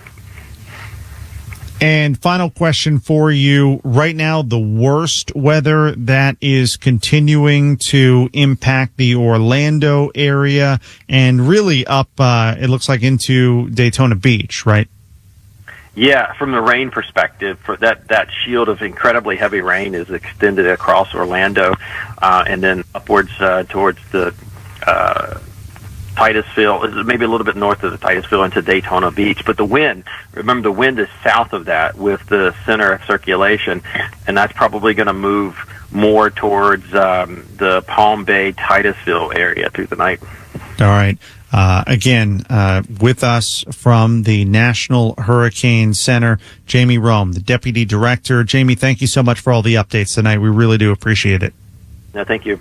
All right. We've got a lot of texts that continue to come in. 97720 is how you can text us. And I also want to open up the phone lines now and talk to all of you. So the number where you can call us and give us a sense as to how you're doing, how you're holding up, what you've been experiencing, 866-610-6397. I'll repeat that a couple times. 866-610-6397. Again, that's 866-610-6397. You can call us, and we'll start to get your feedback on what you've been dealing with as Hurricane Milton has impacted so much of the state of Florida today. Yeah, so from the Polk County Sheriff's Department, they put out an advisory about all of the road blockages in the Polk County area, and I'm not going to go through and read all of them because I counted, and there are 26 intersections in Polk County that are now blocked because of flooding, and it's continuing to rain. Yeah, flooding has blocked 26 intersections. This is, in Lakeland, Auburndale, Polk City, and then there are 8 intersections where power lines have been confirmed as down and partially blocking roadways. And then there are some other roadways that have more serious total blockages of travel lanes due to trees, debris, and power lines. So Polk County is going to have a lot of cleanup to do tomorrow. And, that's just one area. And I'm sure that throughout, Tampa Bay, throughout this entire area, that we're going to continue to see those types of road blockages. And that's why it's not going to be safe to go out tomorrow. You're not going to be able to get in your car. Even if your street is okay, you're eventually going to get to a point where there's going to be a down tree or down power lines, and you need to stay away from that. So, or just plain high water. Yeah, water too. If nothing else. Yeah, high water, there's so which many you don't want to drive reasons through. why, maybe you need to go out in the backyard and walk your dog or get some fresh air when the storm clears. But other than that, people just need to stay put where they are for, probably the next day or so until things really start to clear up. It's going to be very dangerous outside. Yeah, you don't want to get in that situation where, you tried to get somewhere and you try to make it through what looks like a puddle, and then all of a sudden, as you're halfway through, you realize it's a little bit deeper than I thought. Right. And then you lose your car. Yeah, and so many people's cars flooded and they couldn't do anything about it. You don't want to go out and do it because you were doing something you shouldn't have been doing, know? So exactly. I gotta share this. I got a Facebook posting a little while ago from an old friend, a former coworker, who said that lives in South Tampa and basically says you just haven't lived until you've tried to get your dog to go pee outside in the middle of a hurricane. Oh yeah, I mean that is a process. That is difficult, no question about that. I have a text that just came in asking if in Sarasota, in that area, if you're going to be good to go by tomorrow morning. Yeah, the conditions are going to improve by the morning. I don't know what you mean by are we going to be all right? Like, if it's are we going to be all right to go out and see the damage? Maybe not. No. Is life going to be back to normal? No, absolutely not. It's going to take a long time to recover from all of this. And I think that's what a lot of us are going to start to wrap our heads around, is that this isn't going to be like, an afternoon thunderstorm with a down power line. That's going to be okay. It's going to take a really, really long time to recover from all of this. All right. Let's go to the phone lines now. And I want to bring in Sharon, who is coming to us from Sun City Center. Sharon, how are you? All right, we're going to put her on hold and we'll bring her up. Sharon, how are you? I'm good, and how are you? We're doing all right. What is the situation like there in Sun City Center right now? Well, we are about 25 miles southeast of Tampa, and the winds, as best as I can guess, are probably still in that 80 to 90 mile an hour range. That's how it feels. How it sounds. We have no power. We lost internet very early. Lost power about an hour ago, I guess. But my biggest thing is what is going on with the winds. Yeah. Do we have any idea when they're going to calm down a little bit? I mean, taking a look at where the storm is in relation to where you are, it's still going to be a little while. I mean, the tropical storm force winds, they're just not easing up anytime soon. And thank you so much for the call, Sharon. We really appreciate it. And please stay safe. This is just something that's going to and the wind is really been a lot for people, because on our text line at 97720, that's what people have been asking us all night is, okay, enough is enough. When is this going to die down? And it feels like it just keeps going and going and going. It has definitely been a long night for everyone. It's going to be, I don't know, a couple of hours, I think, at least, before we really see the winds start to die down.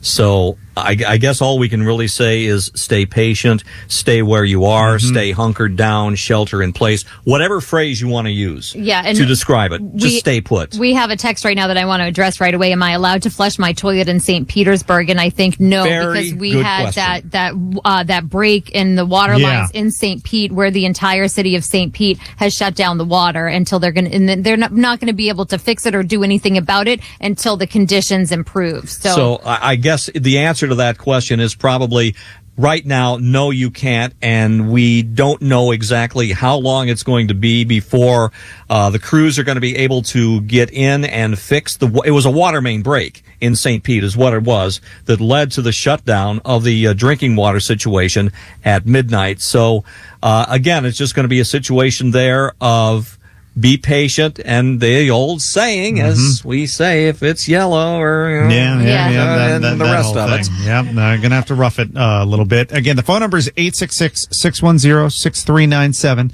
That's 866-610-6397. Let's go to Kathy in Clearwater now, who can give us some insight into what's happening there. Kathy, how have you been holding up?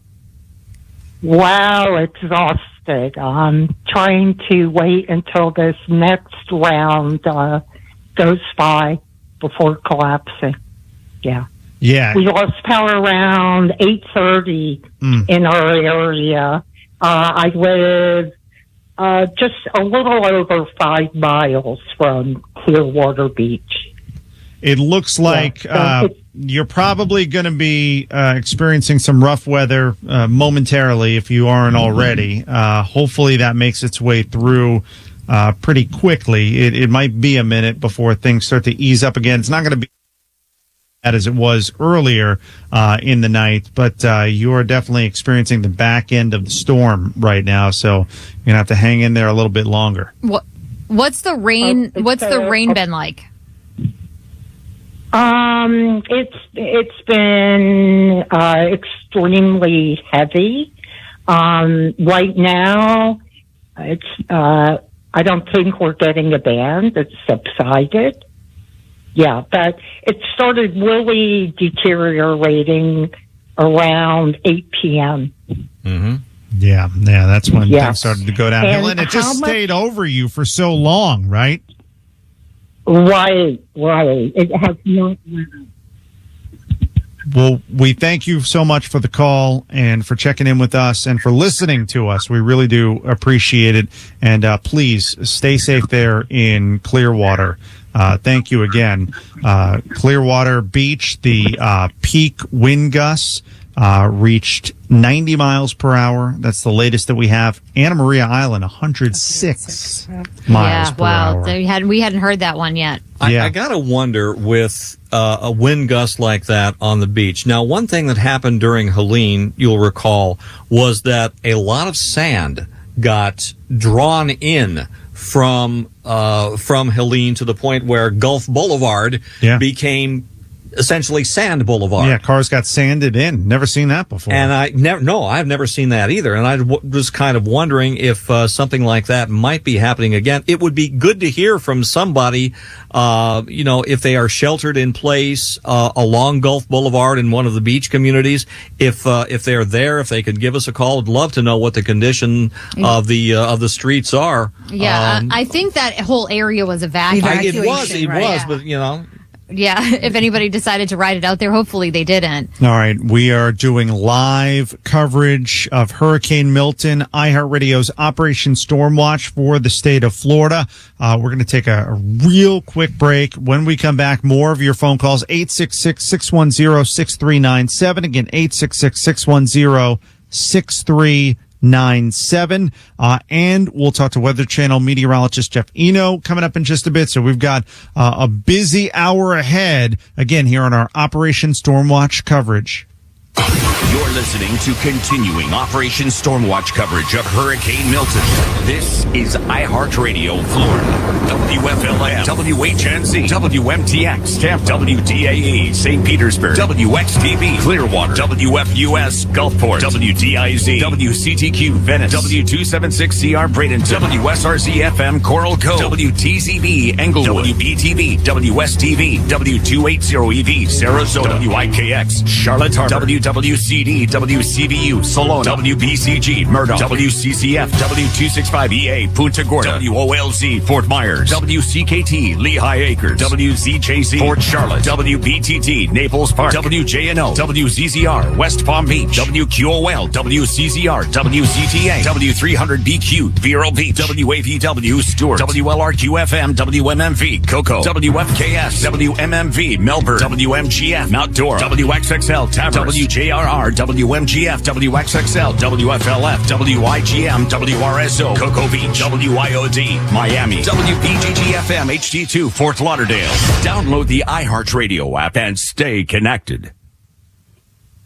This is live coverage of Operation Stormwatch Hurricane Milton on iHeartRadio stations all across the state of Florida. I'm your host, Ryan Gorman, with Dana McKay, Read Shepherd, Natalie Rodriguez, and John Mamola. We've got a lot to get to this hour. We're going to have our meteorologist, who we've been checking in with every hour from the Weather Channel, Jeff Eno. He'll join us in about 20 minutes from now for the latest on the storm. Also, we've got reporters all throughout the state who we've been checking in with. We'll go to Pasco County a little bit later in the hour, about 40 minutes from now, to find out what's been going on there. Again, there have been a couple different storylines that have been unfolding throughout the course of the night. You have the most extreme wind and rain events taking place in the Tampa Bay area. Now, the worst of it has passed, but early on, that's where the main portion of the eye wall sat, and that's where we've seen the highest wind speeds. We saw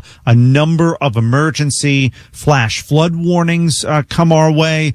That's where we've seen the now iconic images of cranes collapsing in downtown St. Pete, the roof being ripped off of Tropicana Field where the Tampa Bay Rays play. That's all happened in the Tampa Bay area. South of the Tampa Bay area, from Sarasota down to Naples, significant wind, not quite as much rain, but that's where most of the storm surge has taken place. And it's really hard to get a sense as to what the storm surge has been like, how much of the coastline it's really impacted. But that's why we're opening up the phone lines right now, 866-610-6397. Again, that's 866-610-6397. Then earlier in the day, we had the tornado warnings that were popping up all over the place, and that was happening from coast to coast in Florida. And now we've got the worst of the weather sitting over the Orlando area. So from Orlando to Daytona Beach and over to Ocala and the Villages, that's where the worst weather is. But we also, if you're in the Tampa Bay area, I would say from Hernando County down to Sarasota, including Bradenton, now you're experiencing the back end of the storm. Not quite as bad as what you dealt with earlier, but tropical storm force winds, more rain. So you've got a while to go before you're really in the clear and things will start to ease up. We have the 1 a.m. update from the National Hurricane Center, and Hurricane Milton is a Category 1 storm with sustained winds of 90 miles an hour. It is moving at 16 miles an hour still, and the minimum central pressure is now 970 millibars. So that is the 1 o'clock update on Hurricane Milton. Centered 40 miles or so south of Orlando at the moment. Let's go back to the phone lines because we're getting some really great feedback from all of you. There are a couple different ways for you to connect with us. You can call us again at 866-610-6397. You could also text us at 97720 if that's easier. And we're getting a ton of texts and we're getting a bunch of calls, so just bear with us. But let me go to Billy in Port St. Lucie. Billy, thanks so much for the call. How have you been holding up there? I'm not too bad. Just want to say thank you to you guys for being on air and tapping in with the community, and thank you to all the first responders. I'm out here in Port St. Lucie. It's definitely spooky. Lived in Florida my whole life, so I've been through a whole lot of hurricanes, and I don't think anybody was ready for this. Yeah. And I'd like to give you some additional context of what we've been going through. Yeah, what's it been like? So Port St. Lucie, it looks like not a lot of rain recently, but you're still feeling some of those gusts, those tropical storm force winds? Yeah, it seems to be peaking right now. I have my brother in New York who's, keeping me updated. We haven't had power since 2 p.m., and we had that cluster of tornadoes. Yeah. So, yeah, it was... It was pretty wild earlier. One thing I've never really experienced was a tornado, and we have hurricane impact windows. I put shutters up, but I left one open so I could keep an eye out. And I looked out when I got that tornado message, and I saw that thing coming right at us, and we took shelter. And I don't know how it missed us, but it did a little bit of damage to the surrounding houses around here. Wow. Yeah, what was that like when all those tornado warnings kept popping up? Oh, it's scary. Like I said, never been afraid of a hurricane. We usually make the most of it. And one thing we're not used to is tornadoes. Mm-hmm. And every time our phone went off, which was every 3 minutes, we all took shelter. Yeah. And, I got to tell you, what I'm hearing now, the wind, it's going through the power lines, and it's got that similar sound. And it's like a whistle, right? Like a loud whistle? Yeah. Mm-hmm. What was the sound like with the tornado? Were you able to hear it? Because I've heard that that's like a freight train. Yeah, it was... I was inside. I thought it was just wind, and then, of course, all the cell phones in the house were beeping, so it was a little bit harder to hear anything. But you definitely heard similar to what I'm hearing now, that kind of whistling effect. And I looked out the window and I said, nope, and we got away. But smart. I did want to let everyone know that we did get some flooding over here, a lot of debris. I know Port St. Lucie, we're pretty safe for the most part compared to other parts of the state, but definitely feeling it over here, and there hasn't been a whole lot of coverage. So all my fellow Port St. Lucians, we're all here. We're out of power. I feel for you, and I think we're going to be all right. All right. Well, thank you so much for taking the time to give us a call. Thank you so much for listening to us. We really appreciate it, and stay safe.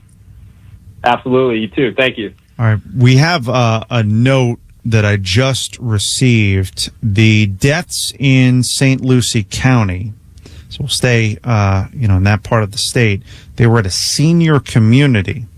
The St. Lucie County Sheriff confirmed there are multiple fatalities in the county after the tornado outbreak. The sheriff confirmed multiple people were killed at the Spanish Lakes Country Club, which is a senior community off Spanish Lakes Boulevard near Fort Pierce. We don't know how many people died, how many were hurt, but they're checking every house to help those affected as search and rescue operations are underway. So, we had so many of those tornado warnings, and I don't know. You were hoping that we were going to get lucky, but there were so many coming. Right. When I saw those two tornadoes on Alligator Alley earlier today, I just, my heart sank because, and then to start seeing them pop up all over the place, you kind of knew that somebody was going to end up getting hurt. And so unfortunately, that's what we have here. Yeah, I've been through earthquakes, tsunamis, tornadoes, and hurricanes, and I will take a hurricane over any other natural disaster in a heartbeat. Really? Oh my gosh. Yes, yeah. I grew up in Ohio, which is known for tornadoes, and some of the most devastating tornadoes really in history, in fact, is the state where I grew up in. And so I got to agree with you. Yeah. I don't want any part of a tornado. No, or earthquake or tsunami. A hurricane, we know what we're getting. Right. We kind of have an idea. Yeah. And you know what to do for it. But a tornado, an earthquake, no. Let's go back to the phone lines again. 866-610-6397. That's 866-610-6397. I want to bring in Nikki now, who is calling us from Venice. Nikki, first of all, how are you holding up? Oh man, it's nerve-wracking. Yeah, that reaction. So many people listening right now can relate. Man, yeah. Well, that guy on the phone was very well spoken. Oh, I can't even speak. You know, John Mamola. Props to John Mamola, doing a good job. It sounds like back there. Yep. Mm-hmm. So, tell us about your experience up to this point. Well, I live in level A in a mobile home park. I'm not expecting much. But Sarasota County gets mentioned so much on the radio, and they're saying the storm surge is below because Siesta Key got hit. Well, I'm a little southern part of Sarasota County, and I just don't hear anybody mention Venice. Englewood once in a while. Never Osprey or Nokomis.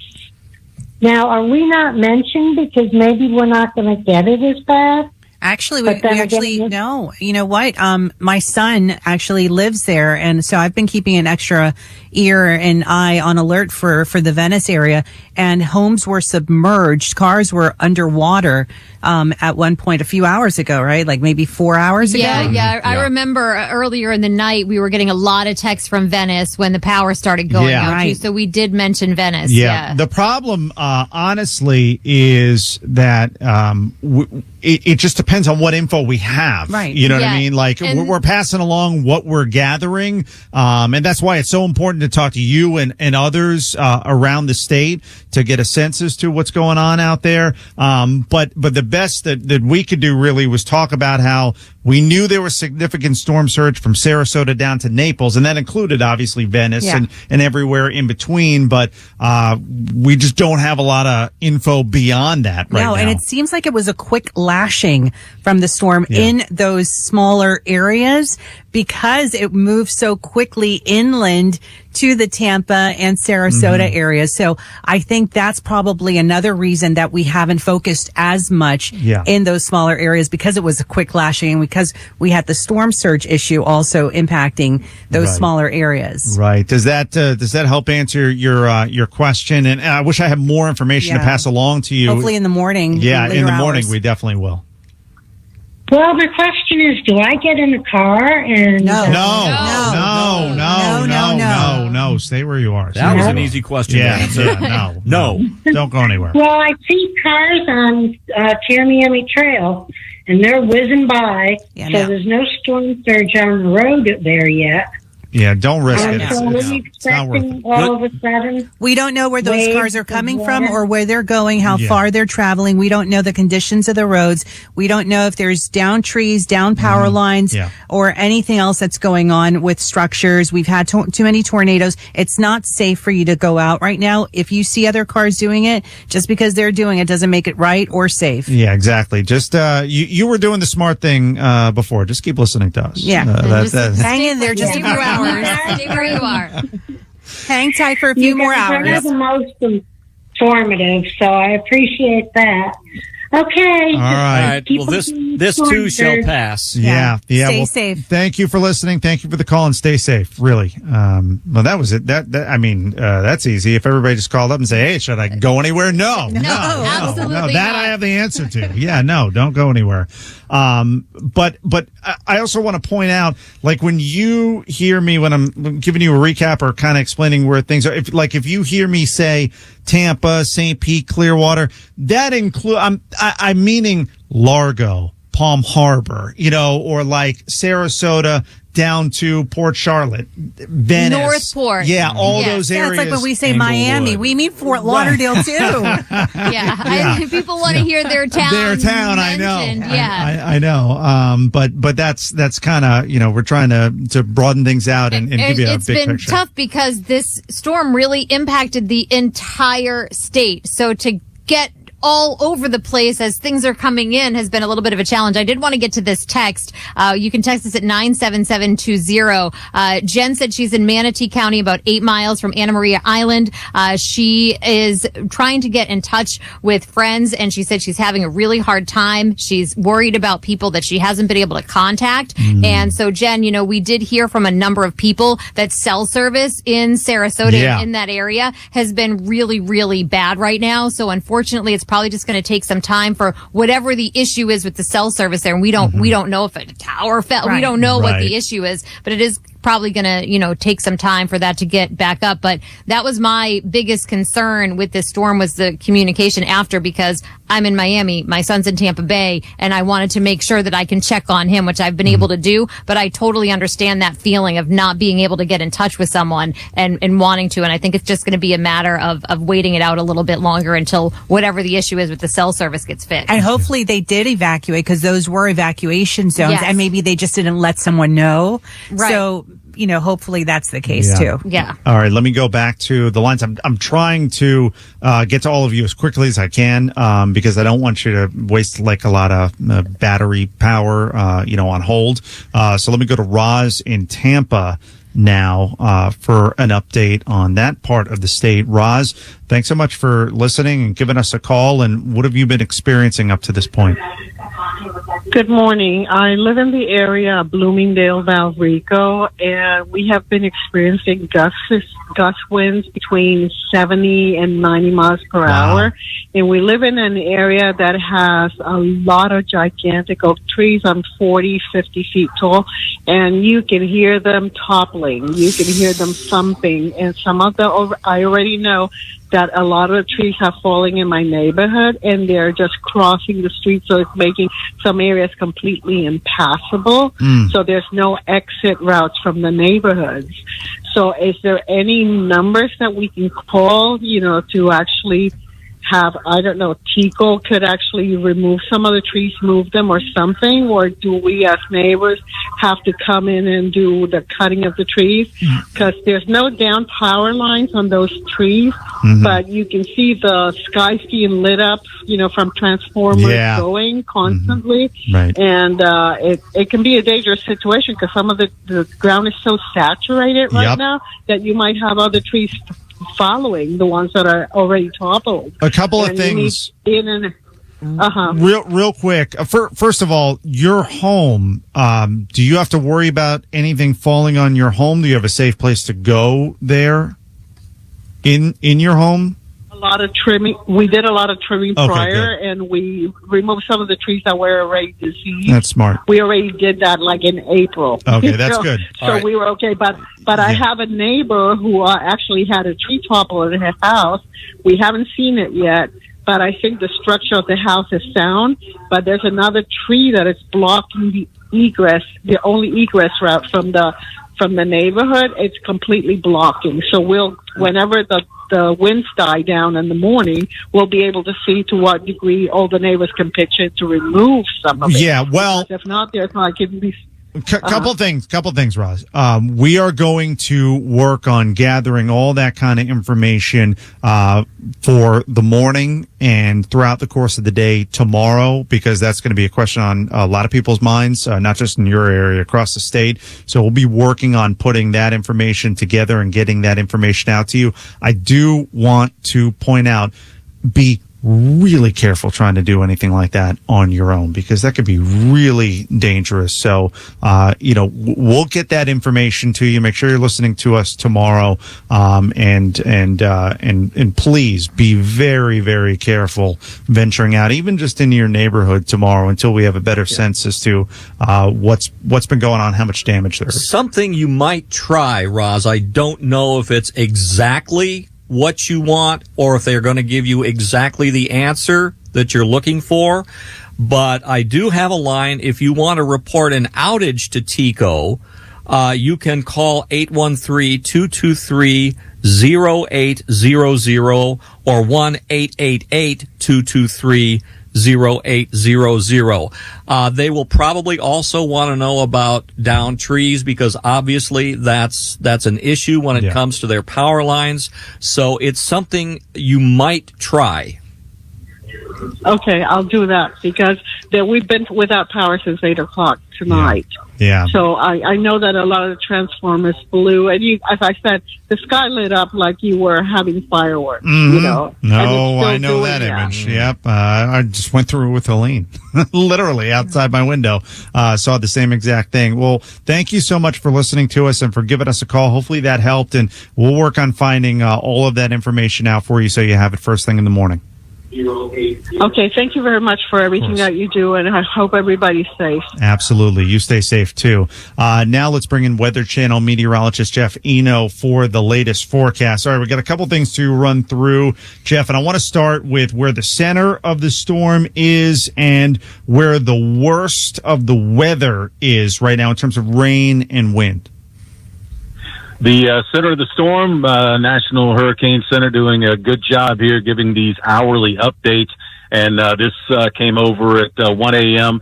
The location now about 40 miles southwest of Orlando, 65 miles west-southwest of Cape Canaveral. Sustained winds, maximum sustained winds now in the Category 1 range, 90 miles per hour, still moving east-northeast at 16 miles per hour. And we're starting to see some of the heavier rain reports into areas around Orlando with some of the flash flood warnings there. Of course, we're still looking at flash flood warnings around the Tampa, St. Pete area, but things are starting to transfer a bit into Orlando. And as we talked about last hour, some of the wraparound here getting the effect on the backside of the storm with some of the heavier rain coming back into parts of Clearwater, St. Pete and Tampa, and some of the reports of the heavier rain there. But it does look like the winds are really starting to pick up and the rain is really starting to pick up as we continue up I-4 towards Orlando and then even towards areas around the Palm Coast and Daytona Beach. Would you say the worst of the storm surge is behind us for Sarasota south to Naples? I would hope so at this point. It's going to be tough to try and figure this out. I've heard reports around Sarasota of a 10-foot surge, but I don't think that is confirmed as of yet. And it may be until, we get daylight and see exactly some of the damage done that we will pick up some of the numbers, because I think at this point a lot of the gauges and that sort of thing maybe are overwhelmed and they're just not working at this point, or again with power being out in some areas. But as it is right now, I think we're starting to see the transfer also over to the Atlantic side with some of the heavier type of ongoing storm surge at this point. So hopefully that part is kind of behind us, but we're still on the backside of this storm. We're still seeing some of the push with that storm surge. So some of those numbers again could go up. When people finally go to sleep, let's say they just doze off here in the next 15, 20 minutes, which I literally almost did just then on the air. And they wake up in the morning. Are they still going to be feeling the effects of this storm? As far as the effects at that point, if they do get a couple of hours of sleep, the West Coast, we're still, it looks like, as far as some of the advanced radar pictures, we're still seeing some of the rain down towards Cape Coral, Fort Myers, and down towards Naples, still showing up on radar, but around Bradenton, Sarasota, Tampa, it looks like things are beginning to dry out, and that's a few hours away, obviously. And we're still, though, looking at some of the heavier rain at that point, located right towards the Daytona Beach area, and of course some of those spots over on the Atlantic side of things. Still looking at the storm leaving the state around 8 o'clock, 8:15 tomorrow? That seems to be the case. Some of the advanced radar, as far as 7 a.m., looks like the very western edge of the storm is going to be kind of moving east of Orlando. So by 8, it should be into open waters, and then continuing to make its move on out to sea. Last question for you, and again, we're joined by Weather Channel meteorologist Jeff Eno. The Jacksonville area, from St. Augustine through Jacksonville, they're obviously starting to see some more severe weather compared to what they've experienced up to this point. But what about flooding there, which has been a concern in previous storms? Yeah, that's the same type of story here with that. Now the push is going to be, of course, with the flow coming in, and now it's a northeasterly feel to the top part of the storm.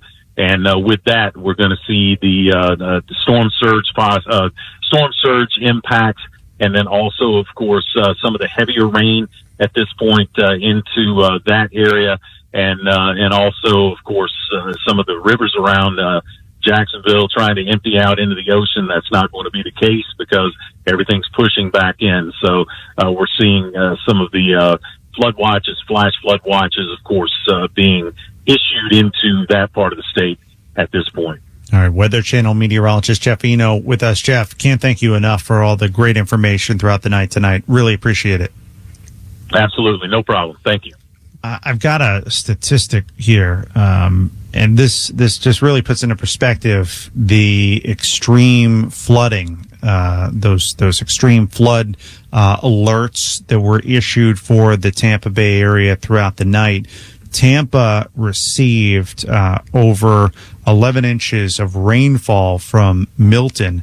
The previous wettest October, from October 1st to the 31st, was 10 inches of rain, and that was in 1922. Oh, good. So, 11 inches in a month, and we broke it. We broke in one day. One day. Oh my goodness! So that gives you a sense of the flooding, and that's why there's just a lot we don't know right now. Yeah, I'm looking actually at a video from North Lois Avenue in Tampa with a car that was obviously abandoned and just completely flooded. I mean, the water is rushing by and it's up to the headlights. So, and that's in North Lois Avenue in Tampa. And then also, I know we had somebody who called in earlier and was concerned about, what was going on in Venice. And there's a video of some flooding in Venice where you can see this really nice yellow Jeep, and it's got floodwater all the way up to the hood of the car, and then a mattress just kind of floating by it. So it's that's that in Venice. Flood emergency that we were talking about. Yeah. You know what I was just thinking about? Donuts. Well, now I'm thinking about that. Boston cream. Great. I like that. The other day when I left the radio station in Tampa, and I drove by this landfill that's right there, or the radio station in St. Pete, and I drove by the landfill that's right there. It's a very nice area where I live and work. But somebody had dumped, because there were problems with people getting the debris into the landfill, they just dumped a bunch of stuff, on the side of the road. And that stuff, I wonder where it is now. It's probably flown all, maybe like it's all over the place. Right? If that area flooded, maybe it's in the parking lot of your apartment complex. Maybe that's where the mattress came from. Yeah. Or on North Lois Avenue. But can you imagine tomorrow morning when people wake up that just in certain areas, the stuff they're going to see, like the random stuff that either floated there or was picked up by the wind? Yeah, because of so much debris. Be a mess. I hope they have those metal detectors to find the jewelry like they do in the beach. And there you go. Real quick update on some of the water levels in Fort Myers. There are reports the water level there has stopped going up. So that's good news in terms of the storm surge. Hopefully the worst is behind us for Fort Myers and other areas along the West Coast. In Tampa Bay, the water level has stopped going down because you had all this water that was being sucked out with the rotation of the storm. That has started to subside. So this is all part of the storm making its way more and more inland. But I will note that while we've got some really severe weather that has been impacting the Orlando area for a while, now you've got from Cedar Key all the way down through Bradenton, almost to Northport, that back end of the storm, those lines of severe weather, they look pretty intense. So coming back through Bradenton now, because I think they got a little bit of a break from it, but now it's coming back through. Yeah, now this is going to be it. So once you get through, and I'm talking about, again, north of Citrus County all the way down through Sarasota, once you get through this last part of severe weather, then it's still going to be breezy and all of that, but the worst will certainly be over for you by then. The phone number is 866-610-6397. Again, that's 866-610-6397. Let's go back to the phone lines, and I want to check in with Brian in Wesley Chapel now. Brian, thank you so much for giving us a call, for listening to the show, and what can you tell us about where you're at? Well, first off, I just wanted to say thank you guys so much for doing this. I mean, we lost, I'm up in Wesley Chapel. We lost power around 7:30.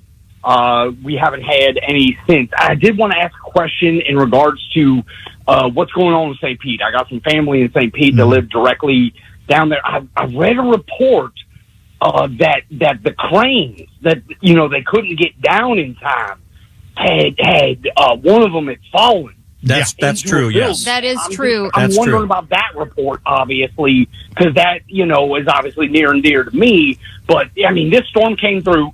We experienced some hurricane winds. I saw some of my trees on my property bent in some ways I ain't seen before. We got some flooding, a little bit, not too much. We got a lot of rain, but nothing that the land couldn't handle.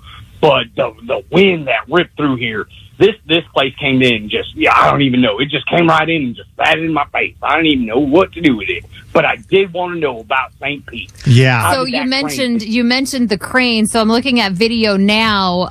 The entrance to the Tampa Bay Times office, and this is from a reporter who works at the Tampa Bay Times, and he said, "Speechless. We are at the entrance to our Tampa Bay Times office in downtown St. Petersburg, and a crane is blocking the road, and several stories up, smoke billows out of the building from where it appears the crane fell. The smell of gas is in the air, and you can hear alarms." So that's the scene in St. Pete right now, and I'm going to reshare that video on Twitter at WFLA News if anybody wants to see that. Yeah, so there were two incidents in St. Pete that are making headlines, and not just here in the state of Florida, but around the country and around the world.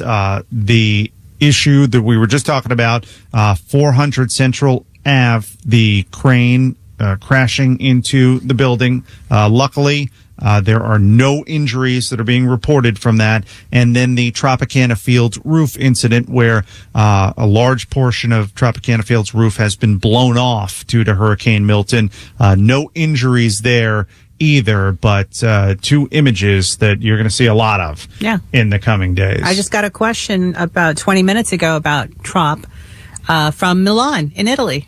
Oh, really? Is that right? Yeah. Yeah. That they gives you a sense. Mm-hmm. Who do you know over in Italy? I know people. Of course you do. All right. The phone number, 866-610-6397. Again, 866-610-6397. You can also text us if that's easier for you. 97720 is the text number. 97720. We'll keep giving these out. I know multiple different things to try to remember, but we want to get your feedback on what you're experiencing. If you have questions for us, we'll do our best to answer them and get you the information that you need. Let me go to Donna now. Donna, where exactly are you at, and what have you been seeing and hearing over the past few hours? Well, first of all, I'd like to say thank you guys so much, particularly for people that love science.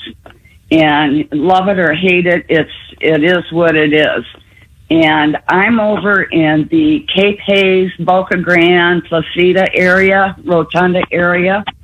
Right now, we lost electricity about 7 or 7:30, but our winds howled here all day long. Yeah. I mean, it was relentless and everything.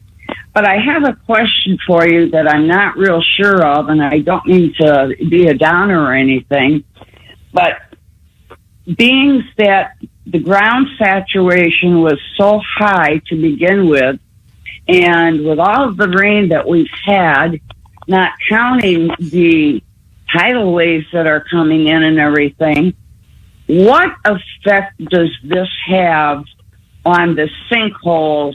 Because there are so many areas, if you look at a sinkhole map up in your area, the Orlando area, I was surprised, really surprised. Now, I'm in Charlotte County, and we don't have as many possibilities, but I just wonder, because I know that there are signs if you look around your foundation and see that your foundation has moved, if it's really cracked or anything. I don't know. I think there are inspectors that you can call to find out if you are in danger or, if you should leave the home or whatever. I don't know, because that happens so very quickly, and it all has to do with water and the ground saturation. Yeah, well, first of all, you are a bit of a downer for bringing that up right now. I'm not going to lie. I'm like, oh my goodness. But it's we don't need any sinkholes. We've got enough problems right now. But it is a very good question, and now something that I'm going to worry about. Yeah. Something else to worry about. That's a really good question. I'm not a geologist, and I'm not going to pretend to be one, but I got to think that the one answer to your question is it can't be good. Right. That would be my guess too. I honestly hadn't thought of that, but that's a really great point, and we really appreciate you giving us a call and giving us something else to worry about. So thank you. So I want to point out on a lighter note, I want to point out text that we just got on our text line at 97720. It's Dave in Largo, and he said, we're sitting here eating ice cream in the dark. We figured if we didn't eat it, since we have no power, it was going to melt. So right now we are eating a bunch of ice cream. That's what you got to do. Yeah. That's what you got to do. Chocolate chip, maybe? Yep. Whatever. That doesn't matter. Yeah. I don't know if it matters at this point. 866-610-6397 is the number. Just real quick, going back to that previous caller, that's that sound of the winds associated with a hurricane. And it's not just the sound, it's that it doesn't go away. Right. That it sticks around for so long. Yeah, it's like a howling, whistling sound, and you're like, what is that? Yeah, you just want to break from it at some point. Let's go to, let me see here, Denver in Sarasota. Denver, thank you so much for listening to us and for giving us a call. So where exactly are you at? Well, I'm really right on the county line. I'm on University Boulevard.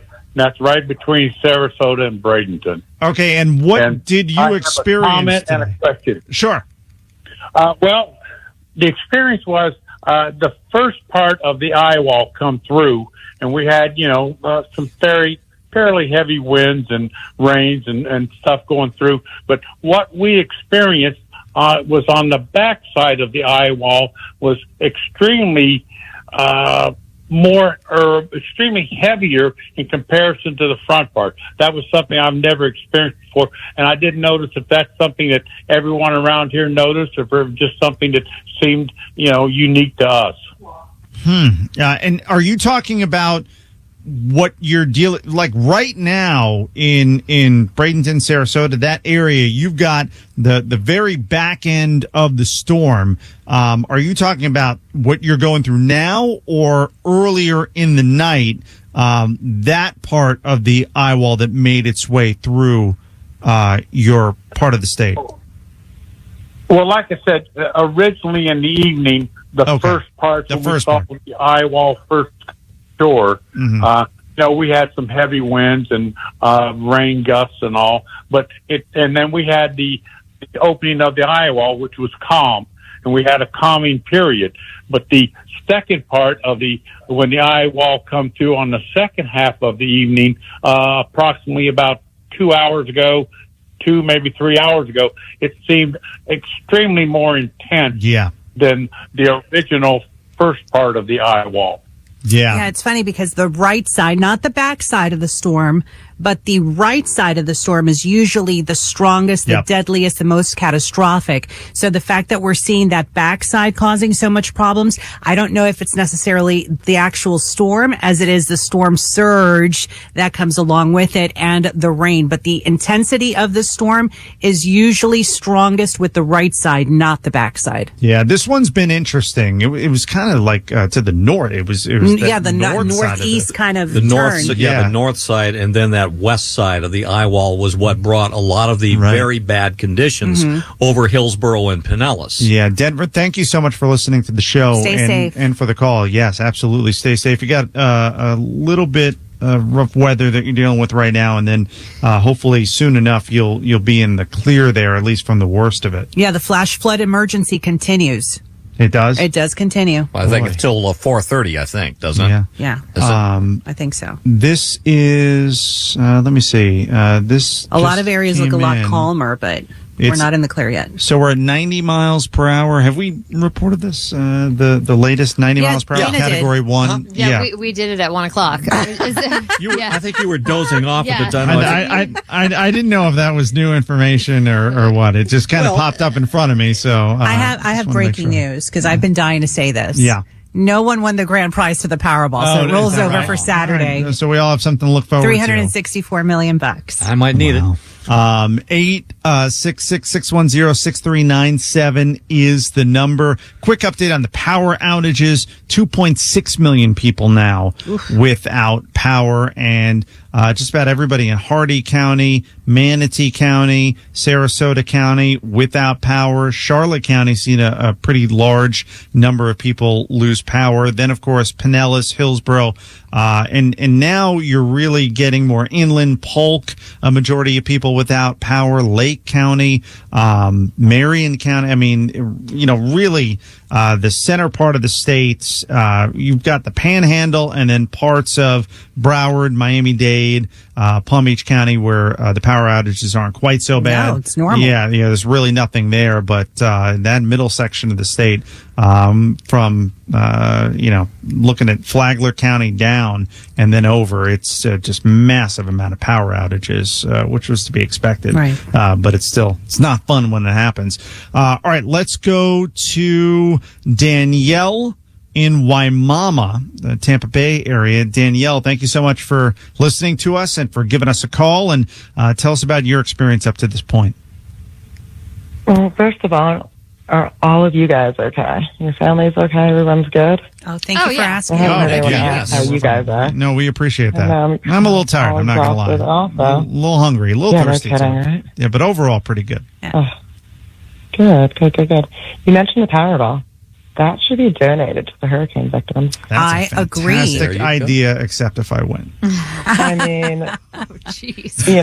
Obviously, I don't know. Of course I would donate. On the heels of that, let me just say, Taylor Swift is donating $5 million to hurricane recovery. Yeah, I saw that earlier. Really? Yeah. Of course, Taylor Swift. Of course she is. Yeah. Oh, wow. Okay, that's very nice of her. I'm so sick of that name. Sick of that name. What about what you've experienced there in Waimama? How bad has it been? Oh, okay. So I butt up to Little Manatee River. So the water is coming up. There's no water in the house yet, thank goodness. Mm-hmm. I'm on about 7.5 acres out here with lots of oak trees and cypress, and pretty wild. So it's been as stressful as everyone else's day. Of course, my dad probably stressed me out the most. He lives in St. Pete, right on the water, view of the water from the Tampa Bay, right there. And he wouldn't leave. So, more stressed about that. But have you heard from him? So far, so good. He's okay. Yes, I have. I have heard from him. I still want to, Sure. Oh yeah. Wanted him to come down here, but regardless, out here, lots of trees down. Lots of trees down, water coming up a little bit. obviously the power's out like everyone else. Have the winds eased at all? You still hearing the wind out there? Oh yeah, you can hear it. Yeah. So I'm exhausted. I'm sorry if I'm not making. No, you're good. Hey, let me tell you what, I can relate. 2 hours. Yeah. Because you're worried about yourself, and then you're also worried about other people that you can't really do anything for. It's very frustrating. You know, keeping yourself level-headed and keeping an eye on the kids and not teaching them not to be scared, but be prepared. Mm-hmm. Like, move those things away from the window. Don't leave, you're not lighting any candles in your room. You can't fix stupid. I know a lot of people do things without thinking. Yeah, sunrise can't get here soon enough. Out. Yeah. I want to thank you so much for taking a few minutes to give us a call, and thank you so much for listening to us. And we're glad you're safe. We're glad your dad's safe, and stay that way. We really do appreciate it. We're going to check in with a reporter from one of our partner TV stations in the Tampa Bay area, News Channel 8, and get a sense as to what's happening in Pasco County.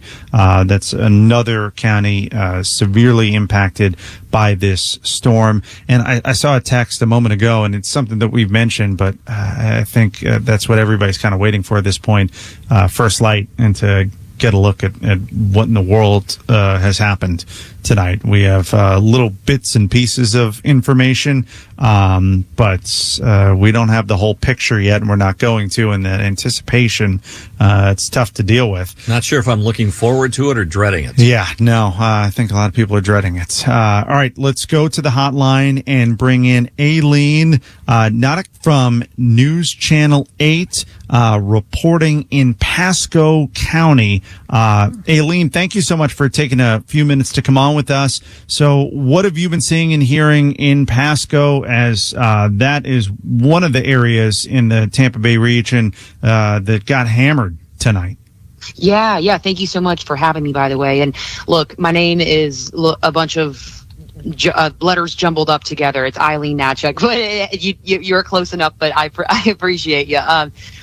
Pasco County has been, it's actually dying down right now. Winds are sustained, I'd probably say about 20 miles per hour. They were up to 45 miles per hour sustained at one point, 85 miles per hour over here. And what was quite interesting is that when we were standing out there doing our live shots, there were gusts of wind that would come up, and then it would go down, and then it would come up and go down. And I don't think people understand, it's really, really important to stay inside and don't go outside when you see those winds go down, because they can go right back up. It, of course, picks up that debris and can cause a ton of damages. But over here in Pasco County, the power lines have went down. Tons of people are without power. 2.6 million, by the way, statewide. 2.6 million statewide. And going back to Pasco County, significant blockages in the road. You don't want to obviously drive anyways, but those power lines, guys, could cause some issues if you drive on them. If you touch them, they could still be live. A lot of trees causing significant blockages in the area. Pasco County Fire Rescue suspending all emergency response in the area at one point, because the roads were no longer safe to drive on. So, we've been out here. I've been here since 1 p.m. yesterday. I'm losing track of time here, but just trying to bring everybody, the most accurate information and the latest information to keep people in the know with what's going on here with Hurricane Milton. Eileen, hi, it's Read Shepherd. I know you're stationed up there in Pasco County and have been for some time, but I know you do a lot of sports. In fact, you were in Paris for the Olympic Games. Yeah. Your thoughts when you saw the images of Tropicana Field with the roof seemingly gone. What was your reaction to that? Oh my goodness. Well, first of all, thank you for those kind words. But man, my meteorologist here on the scene with me, Eric Stone, and I were literally just talking about this about 5-10 minutes ago. It's quite interesting, because you almost feel like it's bittersweet in a way with their new stadium being built.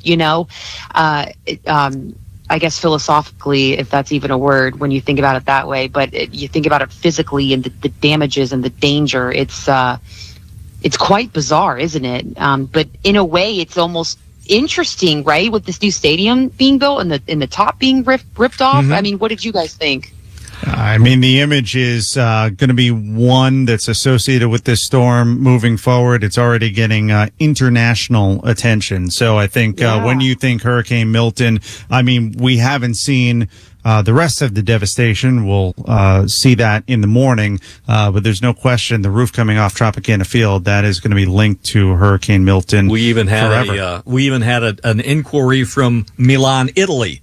Yeah, a little bit ago about what's going on with Tropicana Field. Don't be a hater. Yeah. Well, I pronounced it right, didn't I? Milan. Yes, it was the Pope. Eileen Natchuk with us from News Channel 8 in Pasco County. Eileen, thank you so much for taking a few minutes to come on with us and give us that update. We appreciate it. Yeah, of course. Thanks for having me. And look, guys, I'm a local girl. You know, I'm from Hernando County. I went to high school around Pasco County area. Grew up going to Tropicana Field as a kid. You know, as you mentioned, Hurricane Milton. This will be something we'll remember for the rest of our lives. And I'm grateful to be a part of it, and of course, keep everybody up to date with information here in Pasco County. So thank you guys for having me. Appreciate you. Wait, you're from Hernando County? Hernando County. No, yes, that's sir. where I'm from. How about that? Oh, come on now. Look at that. No, we're going to have a separate conversation about all of that. Eileen, thank you so much. Awesome. Really appreciate it. See you guys. All right. 866-610-6397 is the number. Let's go back to your calls here. We're going to be with you for a few more minutes, and then we've got another team taking over for us for a little bit, and then we'll be back with you at 5 a.m. And then I think we're on at other times I'll tomorrow just be with too. Yeah, either all of us or our teammates are going to be with you for the duration of the aftermath of this storm, as we see what in the world Hurricane Milton did to our beautiful state. Let me bring in Tim in South Tampa now. Tim, thank you so much for listening and for giving us a call. And what have you been experiencing in South Tampa? I don't know exactly where you're at there, but I know there are a lot of places in South Tampa that flood easy. Yes, I'm just down from Fair Oaks, Tampa Villa South, just off of Manhattan, between Manhattan and West Shore. Just north of Gandy, and the winds, the building, because I live in a townhome, the building runs west to east or east to west, and the wind has been just unbelievable on the back door and the patio of the building, and it's just been amazing because with Helene, it came through the courtyard and on the front door, and I didn't prepare the back door as much as I could, and lo and behold, it blew out the second bedroom window, which I had to go and fix. I guess it wasn't latched properly, and there was water coming in through there. But that's just been a very, very much of a scary experience that I had. I had to mop up the water in the second bedroom as quickly as I possibly could. But we lost power about 2:30 in the afternoon due to a transformer blew, and I'm sitting in.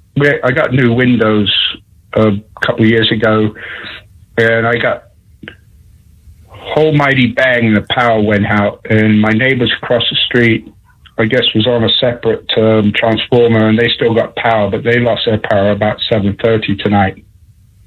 There's nothing worse. And thank you so much for the call. We really do appreciate it. I'm glad you're safe, and please be careful, especially in the aftermath of this when you start to venture out and take a look around tomorrow. That's when, so many of those accidents and awful situations end up happening in the aftermath of the storm. But there's nothing like you losing power, but seeing your neighbor still have it. Oh, yeah. It's a very frustrating situation. Yeah. That's where the extension cords come in handy. That's right. I've got to go to Steve in Sarasota now. And again, the number's 866-610-6397. Steve, this is your first hurricane, and you are in Siesta Key? We're actually 11 miles due east of Siesta Key. I'm in Heritage Oaks. It runs off of Lorraine in between Clark and Bee Ridge. Wow. So what did you think as all of this was unfolding and you were in the direct path of the center of this storm? Well, it was kind of crazy because we were so fortunate that I would say 90% of the time we only had wind. We only had a little bit of rain.